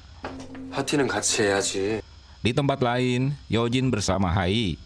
Yojin melihat tingkah tunangannya yang tak seperti biasanya. Pikiran di kepalanya terus mengiang ancaman ketua jika dia akan menjatuhkan seperti karir ayahnya. Selain itu, dia meminta ketua agar berkompromi dengan Yojin. Jika ketua setuju, dia akan membujuk Yojin untuk berkompromi dengannya. 강한수, 119 구조대장. Mulailah Hai memberitahukan apa yang ada di pikirannya. 조사관 이상이. Hansu, kepala damkar yang tewas bunuh diri setelah menjadi saksi penting dalam pengajuan banding Hwasa. Dan penyidik Sang-hye yang juga saksi penting di kasus Chansung juga tewas bunuh diri di Filipina. Mereka itu bukan bunuh diri tapi dibunuh Yongbae. Dia meminta Yojin agar berkompromi saja dengannya. Tapi si Yojin menolak karena Yongbae telah membunuh ayahnya. Kasusnya itu tak akan ada harapan untuk menang. Jongso membaca tuntutan banding yang diberikan Hai. Menurutnya, jika sampai mereka bersidang tentu akan membuat kekisruhan dan akan memancing Blue House yang benci konglomerat akan ikut-ikutan menekan mereka. Di kantor polisi, Bongsam dikenai skorsing 3 bulan karena penangkapan Chansung yang menjadi keributan. Walau sudah diskorsing, Bongsam tak mau menyerah. Dia terus saja mencari tahu alasan Chansung membunuh korbannya karena mereka teman-teman ayahnya. Pertanyaan-pertanyaan ini memaksa dirinya menjenguk Sansung di rumah sakit. Ketukan pintunya mengganggu mereka yang sedang mendapat keterangan dokter. 누구? 종훈경찰서 오봉삼입니다. Ulahnya yang berusaha menginterogasi Chansung membuat si Jongso jadi marah. Karena kasusnya sedang ditangguhkan selama di rumah sakit. Teriakannya dengan menanyakan alasan Chansung membunuh pengacara Ma dan Kim Morgan membuat Jongso dan ibunya terkejut karena dia tak diberitahukan ketua. 모건킴 마현철 왜 죽였어? 이거 지금 뭐하는 새끼야? 어? Kemunculan ketua di rumah sakit tak membuat si Koplak Bongsam tak gentar. Pokoknya gaspol dah. 어쩔 수 없다 해도 사건 전체를 파묻고 늘 강압적 연애 때문에 Dia terus menanyakan mengapa anaknya membunuh ketiga orang itu. Hingga pengawal melemparkannya di halaman rumah sakit. 깨진다 이 새끼들아. Pagi itu, Miran melihat Hai dijemput oleh Jongso. Dia pun menguntitnya yang ternyata Hai kembali bekerja di firma Damjang. Dengan mengaku sebagai sekretaris Hai, dia berhasil masuk ke kantor tersebut. Setibanya di rumah, Miran memberitahukan Hwasa apa yang baru dilihatnya. 김종수랑 엄청 다정해 보이더라고. Ini aneh karena mereka sedang mengajukan banding untuk melawan Yongbae. Jongso terus menanyakan berkas banding milik Hwasa yang belum juga diberikan padanya. 출근은 언제부터 할 셈인가? 아직 얘기할 때도 아닌 것 같고. Dia memiliki bukti suap dan korupsi yang dilakukan Hai. Selain mengancam, dia juga menawarinya untuk bekerja kembali di kantornya. Awalnya, Profesor Kang memberitahukan jika pengadilan membutuhkan waktu untuk memproses gugatannya. Hwasa mengingatkan jika dia tak punya banyak waktu karena penyakitnya. Masih dalam kebimbangan, Hai mendapat kabar jika kasus verifikasi mayat di masa lalu sudah dikirimkan Yojin. Dia mengajaknya untuk melaporkan ke pengadilan besok hari. Yojin menolak mempercayakan pendaftaran kasus ini pada Hai, dia harus mendampinginya ke pengadilan. 내가 같이 하고 싶어서 그래. Kedatangan Yojin ke apartemennya disambut dingin Hai. Saat makan malam, Hai teringat dengan ancaman karir dan pidana yang diucapkan Jongso. Dan teringat ucapan ayahnya yang kehilangan karirnya. Iya. 변호사님! Kegelisahannya membuat Hai terpaksa harus menghindari mereka. Hai yang sedang berada di kamar. Dia memberitahukan jika Hai belum memberikan laporan gugatannya ke pengadilan. Yang tentu membuat semuanya terkejut. Hwasa kecewa dengan ulah Hai yang tak memberikan gugatannya pada pengadilan. Miran memberitahukan jika gugatan itu diberikan pada Yongbae melalui Jongso. 김종수 통해서 추영비한테 가져갔어, 맞지? Yojin terus mendesak agar Hai mengaku apa yang dikatakan Miran itu salah. Tapi ternyata Hai mengakuinya. Dia mengingatkan jika Yongbae orang yang berbahaya. 사실이야. 이게 최선이야. Walau mereka menang di pengadilan, dia akan terus menargetkannya. Begitu juga dengan ayahnya yang telah dihancurkan karirnya karena menentangnya. 우리 아버지를 죽인 사람이야. 난 내 아버지처럼 되기 싫어. Yojin tak terima jika ayahnya telah dibunuh tapi harus diam saja. Dia juga tahu jika Hai hanya mencintai uangnya karena dari keluarga tajir. Kecewa beratnya membuat si Yojin rela untuk memutuskan pertunangannya dan membuang cincin tunangannya yang dipakai ke tong sampah.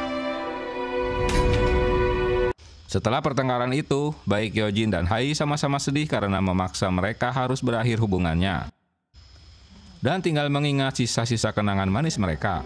절대적인 믿음. Di bagian lain, ketua sedang memberi motivasi pada anaknya agar dapat kembali bangkit. 자서전을 내고 작가가 됐어. Begitu juga dengan Hwasa yang kecewa karena di usia ibunya yang 90 tahun yang selama ini telah memperjuangkan pembebasan putrinya. Dia memintanya untuk mengembalikan berkasnya dan akan berjuang sendiri. Tapi ditolak oleh Hai dengan alasan sudah terlambat. Esok harinya, Hwasa menemui Bongsam, dan mereka saling menukar informasi karena Hwasa dulunya sekretaris ketua Sewong. Mendengar cerita tertukar jiwa Hai, kini ketua Kim mempercayai dan ingin menukarkan jiwa Chansung dengan seseorang agar anaknya kembali pulih. Hwasa yang mabuk terpaksa digendong pulang dan menginap di rumahnya. 그래, 세상엔 기적이라는 게 있다니. 멈춰봐.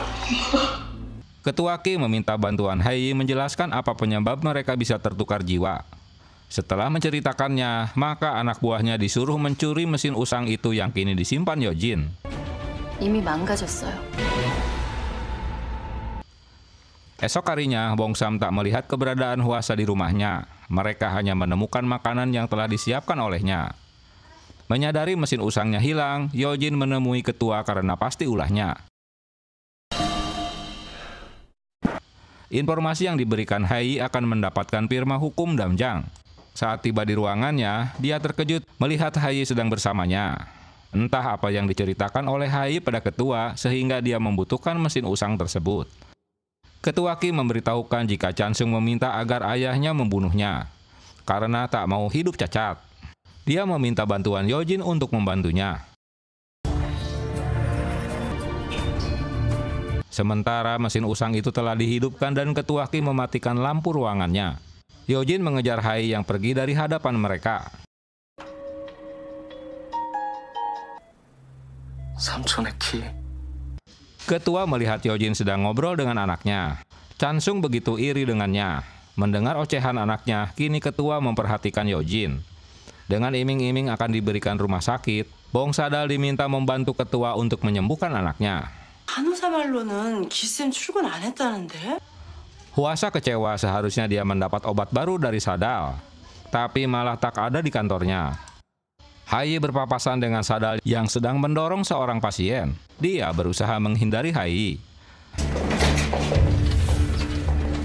Di parkiran, Hwasa dan Miran menegur Hai yang kini telah mendapatkan kembali mobil kantornya. Berarti keinginannya telah terkabul. Hwasa mengeluh karena Bong Sadal tak praktek.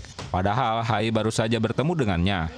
Kini Hai menyadari jika pasien yang dibawa Bong Sadal itu Yojin untuk ditukarkan jiwanya dengan Chansung. Di tempat lain, Bong Sadal akan melakukan pertukaran jiwa mereka.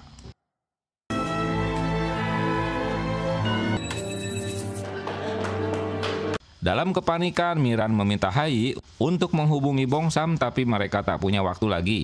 Akhirnya, mereka mengatur strategi untuk membatalkan pertukaran jiwa Chansung dan Yojin.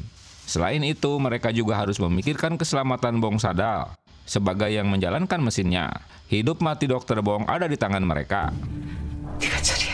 Miran ditugaskan untuk mengibuli para pengawal ketua. Sementara Park membantu Bong Sadal untuk mempersiapkannya.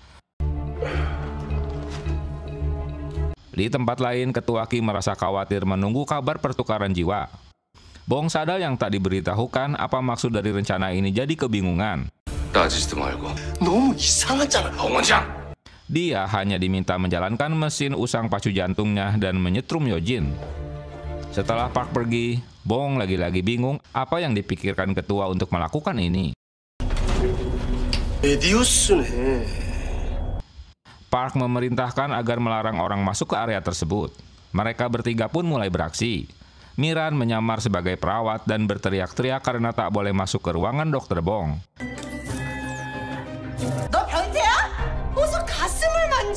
Hingga membuat Bong menunda pekerjaannya. Dengan triknya, dia dapat menggiring ketiga pengawal itu memasuki lift sehingga Hai dapat mendekati ruangan itu setelah mengacaukan alarm rumah sakit. Ketua terkejut mendengar alarm berbunyi. Karena bunyi alarm itu membuat penghuni rumah sakit berhamburan keluar kamarnya. Bong terkejut saat mesin usang itu digunakan, tiba-tiba aliran listrik terganggu. Apalagi melihat mereka berdua masuk ke ruangannya.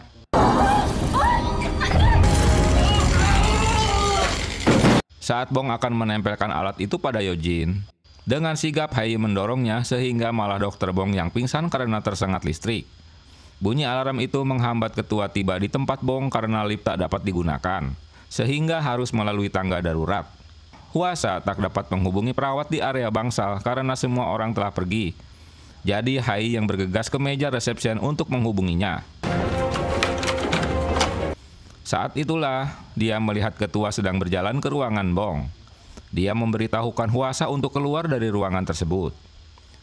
Ketua terkejut melihat Bong yang tergeletak, tapi dia tak yakin dengan apa yang terjadi pada anaknya. Apakah pertukaran jiwa itu berhasil? Park membawa Yojin keluar dari ruangan itu dan menempatkan di suatu ruangan. Setelah tersadar, Yojin mengingatkan jika sebelumnya dia menemui Dr. Bong dan meminum kopi yang disediakannya. Setelah itu dia tak sadarkan diri. Perawat memberitahukan jika Bong sakit mengalami kerusakan otak karena kesetrum. 집으로 가자고요. 당신 재심 서류. Di tempat lain, Hai berjanji akan mendapatkan kembali dokumen bandingnya. Janji ini membuat Hwasa terkaget deh. Alasannya Hwasa telah menyelamatkan Yojin. Dari penjelasan suster, jika hari itu manajemen meminta perawat yang bertugas di bangsal dikosongkan karena akan dilakukan steril.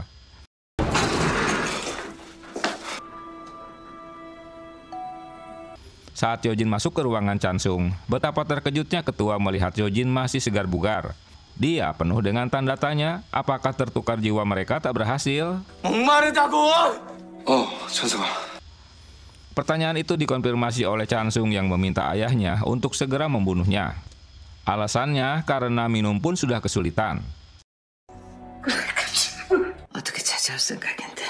Jae menceritakan jika dokumen setelah diserahkan ke Jongso, dia menyimpannya di brankas. Miran meminta Yojin untuk memberikan obatnya pada Hwasa. Tapi kini Yojin tak mau menegur Hai yang telah mengecewakannya. 다른 곳으로 가실 데 없으시면 여기 오는 게 좀 불편하네요. Dia meminta mereka untuk segera pindah rumah karena Yojin merasa tak nyaman datang ke rumah Hai. Hwasa dan Miran bersedia untuk mengambil dokumen itu di saat kantornya belum buka. Maka dengan menyamar sebagai cleaning service, mereka pun bergegas masuk ke ruangan Jongso. Walau beberapa kali gagal memasukkan pin brankas, tapi akhirnya mereka dapat membukanya. Sayangnya, dokumen Hwasa sudah tak ada. Jadi Hwasa mengambil dokumen milik Hai. Kemunculan Sangso di ruangan bosnya dialihkan Miran dengan merayunya. Bahkan dia menyosornya tuh.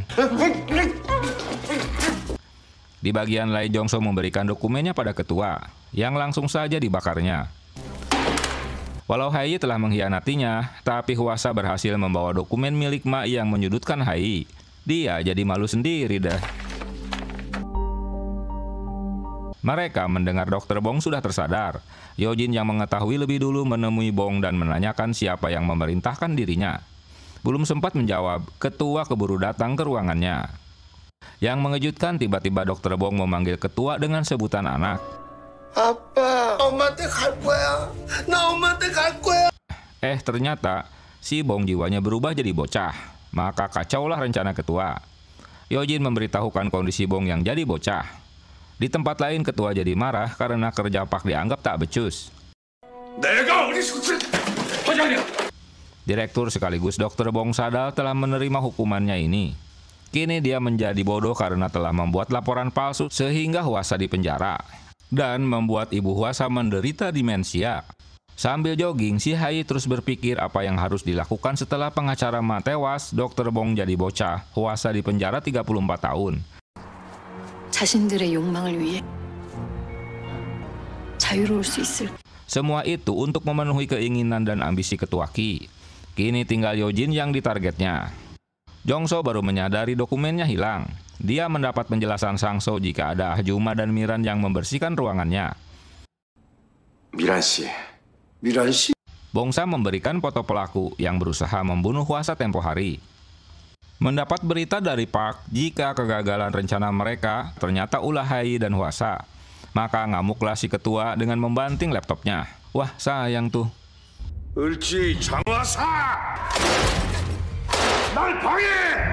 Dia tampak kesal setelah Jongso memberitahukan juga jika Hwasa yang mengambil dokumennya.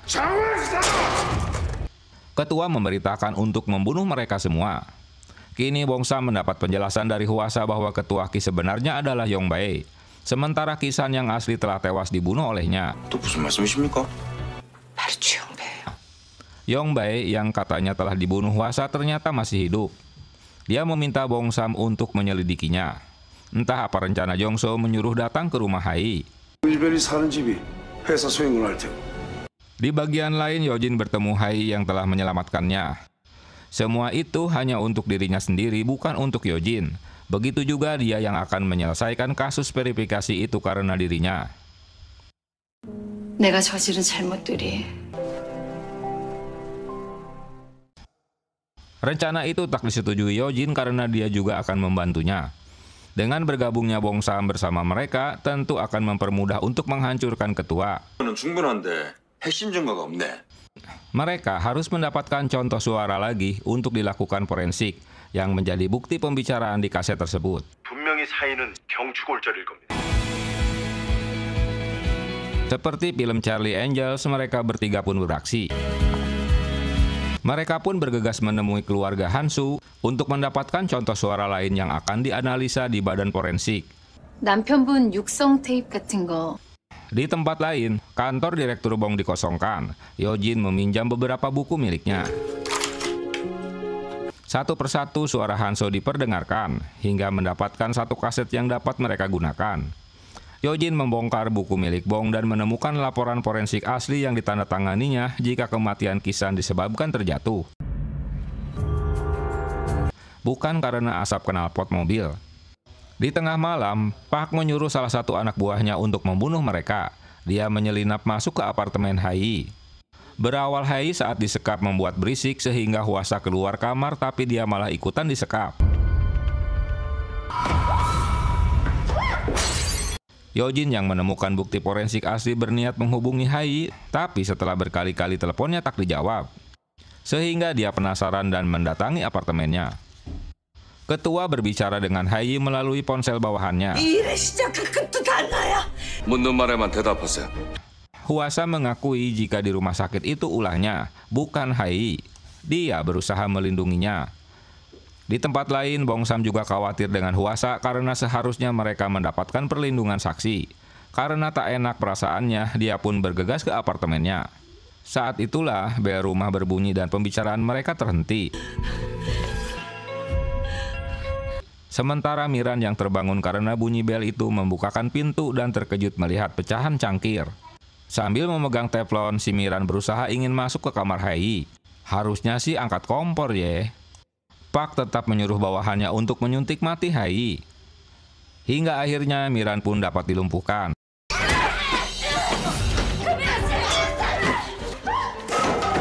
Untunglah si Yojin keburu masuk dan membuat si pelaku kabur. Saat mengejarnya, tiba-tiba Bongsam keluar dari lift dan ikut mengejarnya. Hingga di parkiran basement terjadi perkelahian.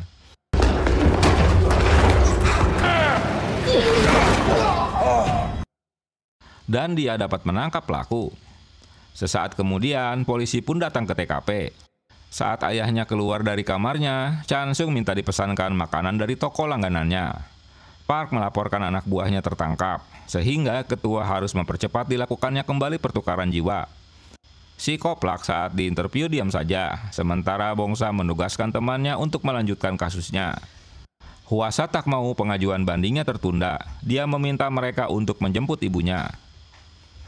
Miran dan Yojin berhasil membawa ibu Hwasa ke apartemennya. Hai jadi merasa bersalah melihat Hwasa begitu sayang sama ibunya.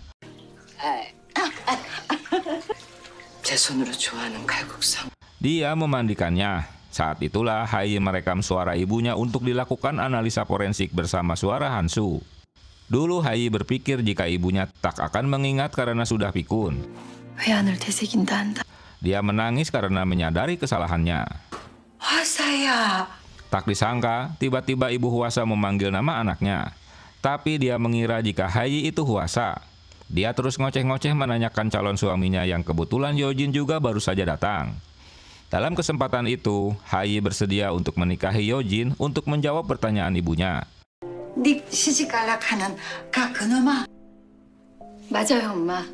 Tentulah itu sebuah pengakuan terbuka yang ditujukan padanya. Hwasa berterima kasih pada Hai karena membuat ibunya hari ini senang. Di kantor forensik, Bongsam meminta bantuan temannya untuk memproses forensik suara dari kedua saksi. Hanya butuh waktu sehari, hasil forensik itu menyatakan jika pernyataan saksi di masa lalu memang benar dan otentik. Di tempat lain, ketua mempersiapkan pertukaran jiwa lagi. Kini mereka harus menjemput Chansung dan Yojin dari rumah sakit. Sementara Park telah mengirimkan orang-orangnya untuk menculik Yojin. Di parkiran, Yojin telah dikepung oleh orang-orang ketua.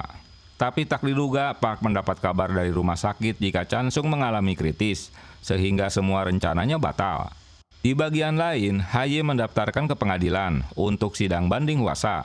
dan Hai mengajukan verifikasi mayat atas nama Kisan. 일단 신원보건 소송 청구합니다. Dalam perjalanan pulang, tiba-tiba Hwasa pingsan. Mereka pun membawanya ke rumah sakit. Saat yang bersamaan di halaman rumah sakit, Ketua Ki juga baru datang dan melihat Hwasa didorong dengan tempat tidurnya. Ketua panik mengapa anaknya bisa mendapat serangan jantung. 어디가 잘못된 건가? 심정지가 잠시 있었습니다. Dokter menemukan jejak fentanyl di darahnya yang 50 kali lebih kuat dari morfin. Kemungkinan anaknya berusaha bunuh diri. Laporan dari para pengawal jika Chansung meminta untuk dipesankan kue lemon, yang ternyata kue itu penyebabnya. Ketua yang jengkel mendatangi kamar Hwasa dan mencekiknya. Tiba-tiba pandangannya melihat Hwasa di masa muda dan keceriaan di saat mereka pacaran.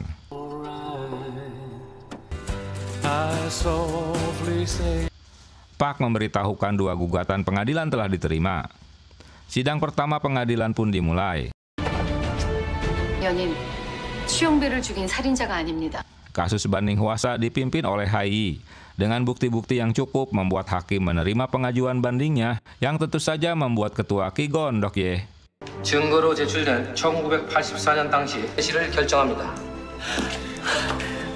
Selesai persidangan, Ketua Ki menemui Hwasa dan mengingatkan jika bandingnya tak akan bisa menang karena dia telah menyiapkan 160 pengacara. Dengan pede, Hwasa menjawabnya jika dia hanya memiliki Hai sebagai pengacaranya. Begitu juga dengan mantan bawahannya, mereka mengingatkan Hai tak akan menang di persidangan karena mereka didampingi 6 pengacara senior. 담당 전차랑 싸워. Harapan satu-satunya, Hai harus meminta tolong Profesor Kang dan ayahnya untuk membantu dalam persidangan. 담당 변호사 163명하고 싸워야 해. Dia tak yakin akan memenangkan perkaranya. Di tempat lain, Jongso melobi hakim dan jaksa untuk membelanya. Jongso melaporkan lobinya pada ketua. 결정적 증인인 당시 중구소방서 사망했습니다. 이해했습니다, 재판장님. Sidang pun dilanjutkan. Di awal sidang, Hai mengungkapkan para saksi penting yang tewas misterius, tapi ditolak hakim karena dianggap belum dikonfirmasi. Dari fakta-fakta yang ditemukan pada kematian Kisan, Hwasa divonis mati karena bersalah telah memberikan kopi dengan sekanol dan menghidupkan mesin mobil yang katupnya sudah dibuka. 말도 고도 안 됩니다. 참고인 진술했습니다. Hal itu yang menyebabkan Yongbae tewas. Tapi mayat Yongbae menceritakan kisah yang berbeda. Pimpinan medis Hanso dan dokter Bong Sadal saat itu mengungkapkan jika kematian korban disebabkan terjatuh. Jaksa yang memang sudah bersekongkol selalu menyanggah Hai. 1987년부터 95년까지. Tapi faktanya Hanso adalah seorang dokter militer yang bertugas selama 17 tahun dan seorang penulis keselamatan di Universitas Seoul. Sidang menghadirkan Jongso sebagai mantan detektif saat itu untuk bersaksi. Dalam keterangannya, Jongso memberikan bukti pernyataan dan sidik jari Hwasa karena mengakui perbuatannya. Dan banding ini tak masuk akal. 경추 골절 소견을 진술했습니다. Hai dapat membantahnya karena Jongso menghilangkan laporan awal polisi jika mayat tewas karena terjatuh. Setelah kasusnya ditutup, tiba-tiba Kisan menikahi Haesun yang juga adiknya Jongso, padahal dia baru 1 bulan dulu sekolah. Pernikahan yang belum pernah bertemu sebelum kasus ini ada. Ketua mendapat kabar jika Chansung telah siuman. Hwasa yang mengalami tekanan karena akan jadi saksi, tiba-tiba berulah aneh. Karena mengalami delirium, dia seolah-olah masih bekerja di kantor lamanya dan meminta mereka menelpon bosnya untuk izin sakit. 살리지 말았어야지. Di kamarnya, Chansung mengatakan selalu ingin mati, dan ayahnya berjanji akan melakukan pertukaran jiwa dengan Yojin. Padahal Yojin berdiri di balik pintu mendengar pembicaraan mereka. 당시 법정에서 추영배를 죽이지 않았다. Dalam persidangan selanjutnya, Hwasa yang dihadirkan jadi saksi. Jaksa menanyakan mengapa dia tak membantah saat dituduh telah membunuh Yongbae. 죽을 것 같은 사람, 결혼을 약속했던. Hwasa beralasan karena dia sangat mencintai Yongbae. Janji mereka saat itu, mereka akan menikah dan mati bersama. Dia percaya jika Yongbae telah meninggal, jadi dia juga ingin mati. Menurutnya, Yongbae sedang menunggu kedatangannya. Dalam laporan polisi, Hwasa hampir jadi ahli montir mobil. Dia membuka kap mesin, melepaskan katup dan menyalakan panel mobil dengan sengaja untuk meracuni mereka berdua. Sementara kerja sehari-harinya sebagai sekretaris kantor, apakah itu masuk akal? Dia mengkonfirmasi foto korban yang duduk di sebelahnya, tapi mendapat protes dari Jongso karena kondisi Hwasa saat itu sedang mabuk. Ketua terkejut mereka menampilkan foto di TKP yang tak ada di ruang bukti kantor kejaksaan. 보종 창고엔 빠져있던 현장 사진입니다. 추영배가 살아있다고 일관되게. Hayi menanyakan apakah Yongbei yang dimaksud mengikutinya di sidang ini. Sambil menengok ke belakang, dia pun meneriakinya. Di toilet, ketua menyuruh Park untuk melanjutkan rencananya dan menyelesaikannya sebelum putusan hakim. Beberapa saat selesai sidang, Hayi diculik orang-orang Park. Sementara Yojin meminta ketua untuk melepaskan nama Kisan kembali menggunakan nama Yongbei. Selain itu meminta maaf pada Hwasa. Begitu juga dengan Yojin, mereka menculiknya. Bongsam mendapat pesan dari ponselnya jika dia sedang ada masalah. Mereka pun bergegas mencarinya. Yojin yang pingsan dibawa ke suatu tempat. Bongsam mengikuti GPS pada ponsel Yojin. Sebelumnya, Yojin meminta Bongsam untuk menyambungkan ponselnya melalui aplikasi peretasan agar dapat membantu dirinya jika dalam bahaya. Miran melihat Chansung dibawa keluar dari rumah sakit. Dia melaporkannya pada Hwasa. Karena ada yang aneh, Hwasa meminta Miran untuk menghubungi Yojin. Sayangnya bunyi ponsel itu menjadi perhatian Park dan mematikan ponselnya. Akibatnya Bongsam kehilangan jejak. Chansung dan Yojin yang terikat tiba di rumah sakit. Pimpinan rumah sakit yang bertanya dimarahi oleh Park karena tak usah banyak tanya. Wih, galak sih Park. Kedatangan mereka berdua dilaporkan pada ketua. Di bagian lain, Hayi tersadar dari pingsannya. Dia mendapat telepon dari Hwasa memberitahukan jika Yojin tak dapat dihubungi. Setelah dapat membuka pintunya, dia melihat Yojin yang dibawa ke suatu tempat dan langsung menghubungi Bongsam yang sedang bingung kemana arah yang harus dituju. Untunglah Hayi tahu di mana mereka berada. Di bagian lain, pimpinan rumah sakit dan Park sedang menyiapkan mesin usangnya. Setelah semuanya siap, mereka mendengar sirine polisi sedang menuju mereka. Kedatangan polisi mendapat perlawanan dari Park, tapi si Bongsam yang ngeyel terus melawan.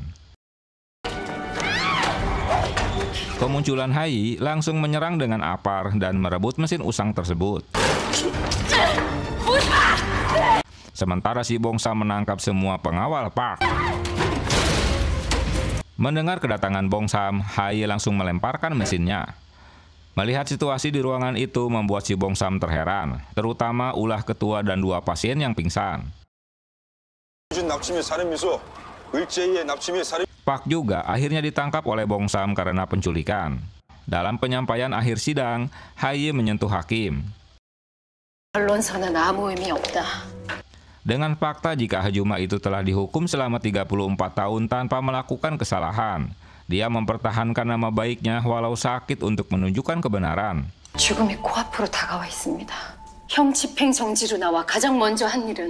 Sementara hidupnya diambang kematian. Akhirnya Pak Hakim memvonis Hwasa tak bersalah.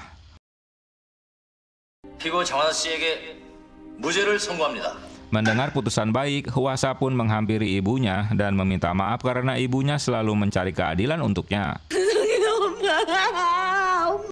Putusan ini membuat Ketua Ki tak berkomentar saat reporter mengkerubutinya. Dalam berita di televisi, disebutkan jika Ketua Kisan telah memanipulasi identitasnya dan mengirimkan kekasihnya Jang Hwasa ke penjara selama 34 tahun.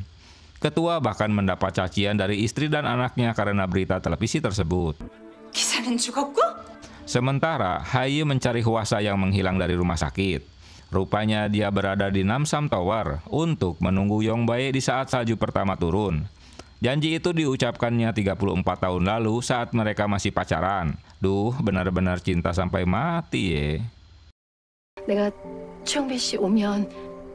Dia tak mau pindah menunggu di mobil hingga Yongbei tiba. Hwasa meninggal di pangkuan Hayi menunggu pacarnya yang tak pernah datang menemuinya. Dari kejauhan, Yongbei melihat Hwasa yang sudah meninggal, hingga dia menjatuhkan korek apinya. Dalam pemakamannya, semua teman dekat dan kerabat seperjuangan memberikan ucapan dan bunga untuk Hwasa. 누군가의 가슴에. Begitu juga dengan Yongbae yang datang ke pemakaman. 거긴 좀 편안하니? Hai menurunkan semua foto-foto yang menjadi alur kasusnya. Mereka melanjutkan ke tengah laut dengan boot untuk membuang mesin usang tersebut. Sementara Bongsa menangkap Jongso karena telah memanipulasi laporan polisi. Yang menyedihkan, kini Chansung memanggil nama ayahnya dengan Yongbae. Selain itu, tak ada lagi pengawalan untuknya. Di bagian lain, Yojin kini mendapatkan saham miliknya di SHC Group dan akan menyerahkan perusahaan untuk ditangani manajemen profesional karena dia seorang dokter yang tugasnya merawat pasien. 저는 환자를 돌보는 의사입니다.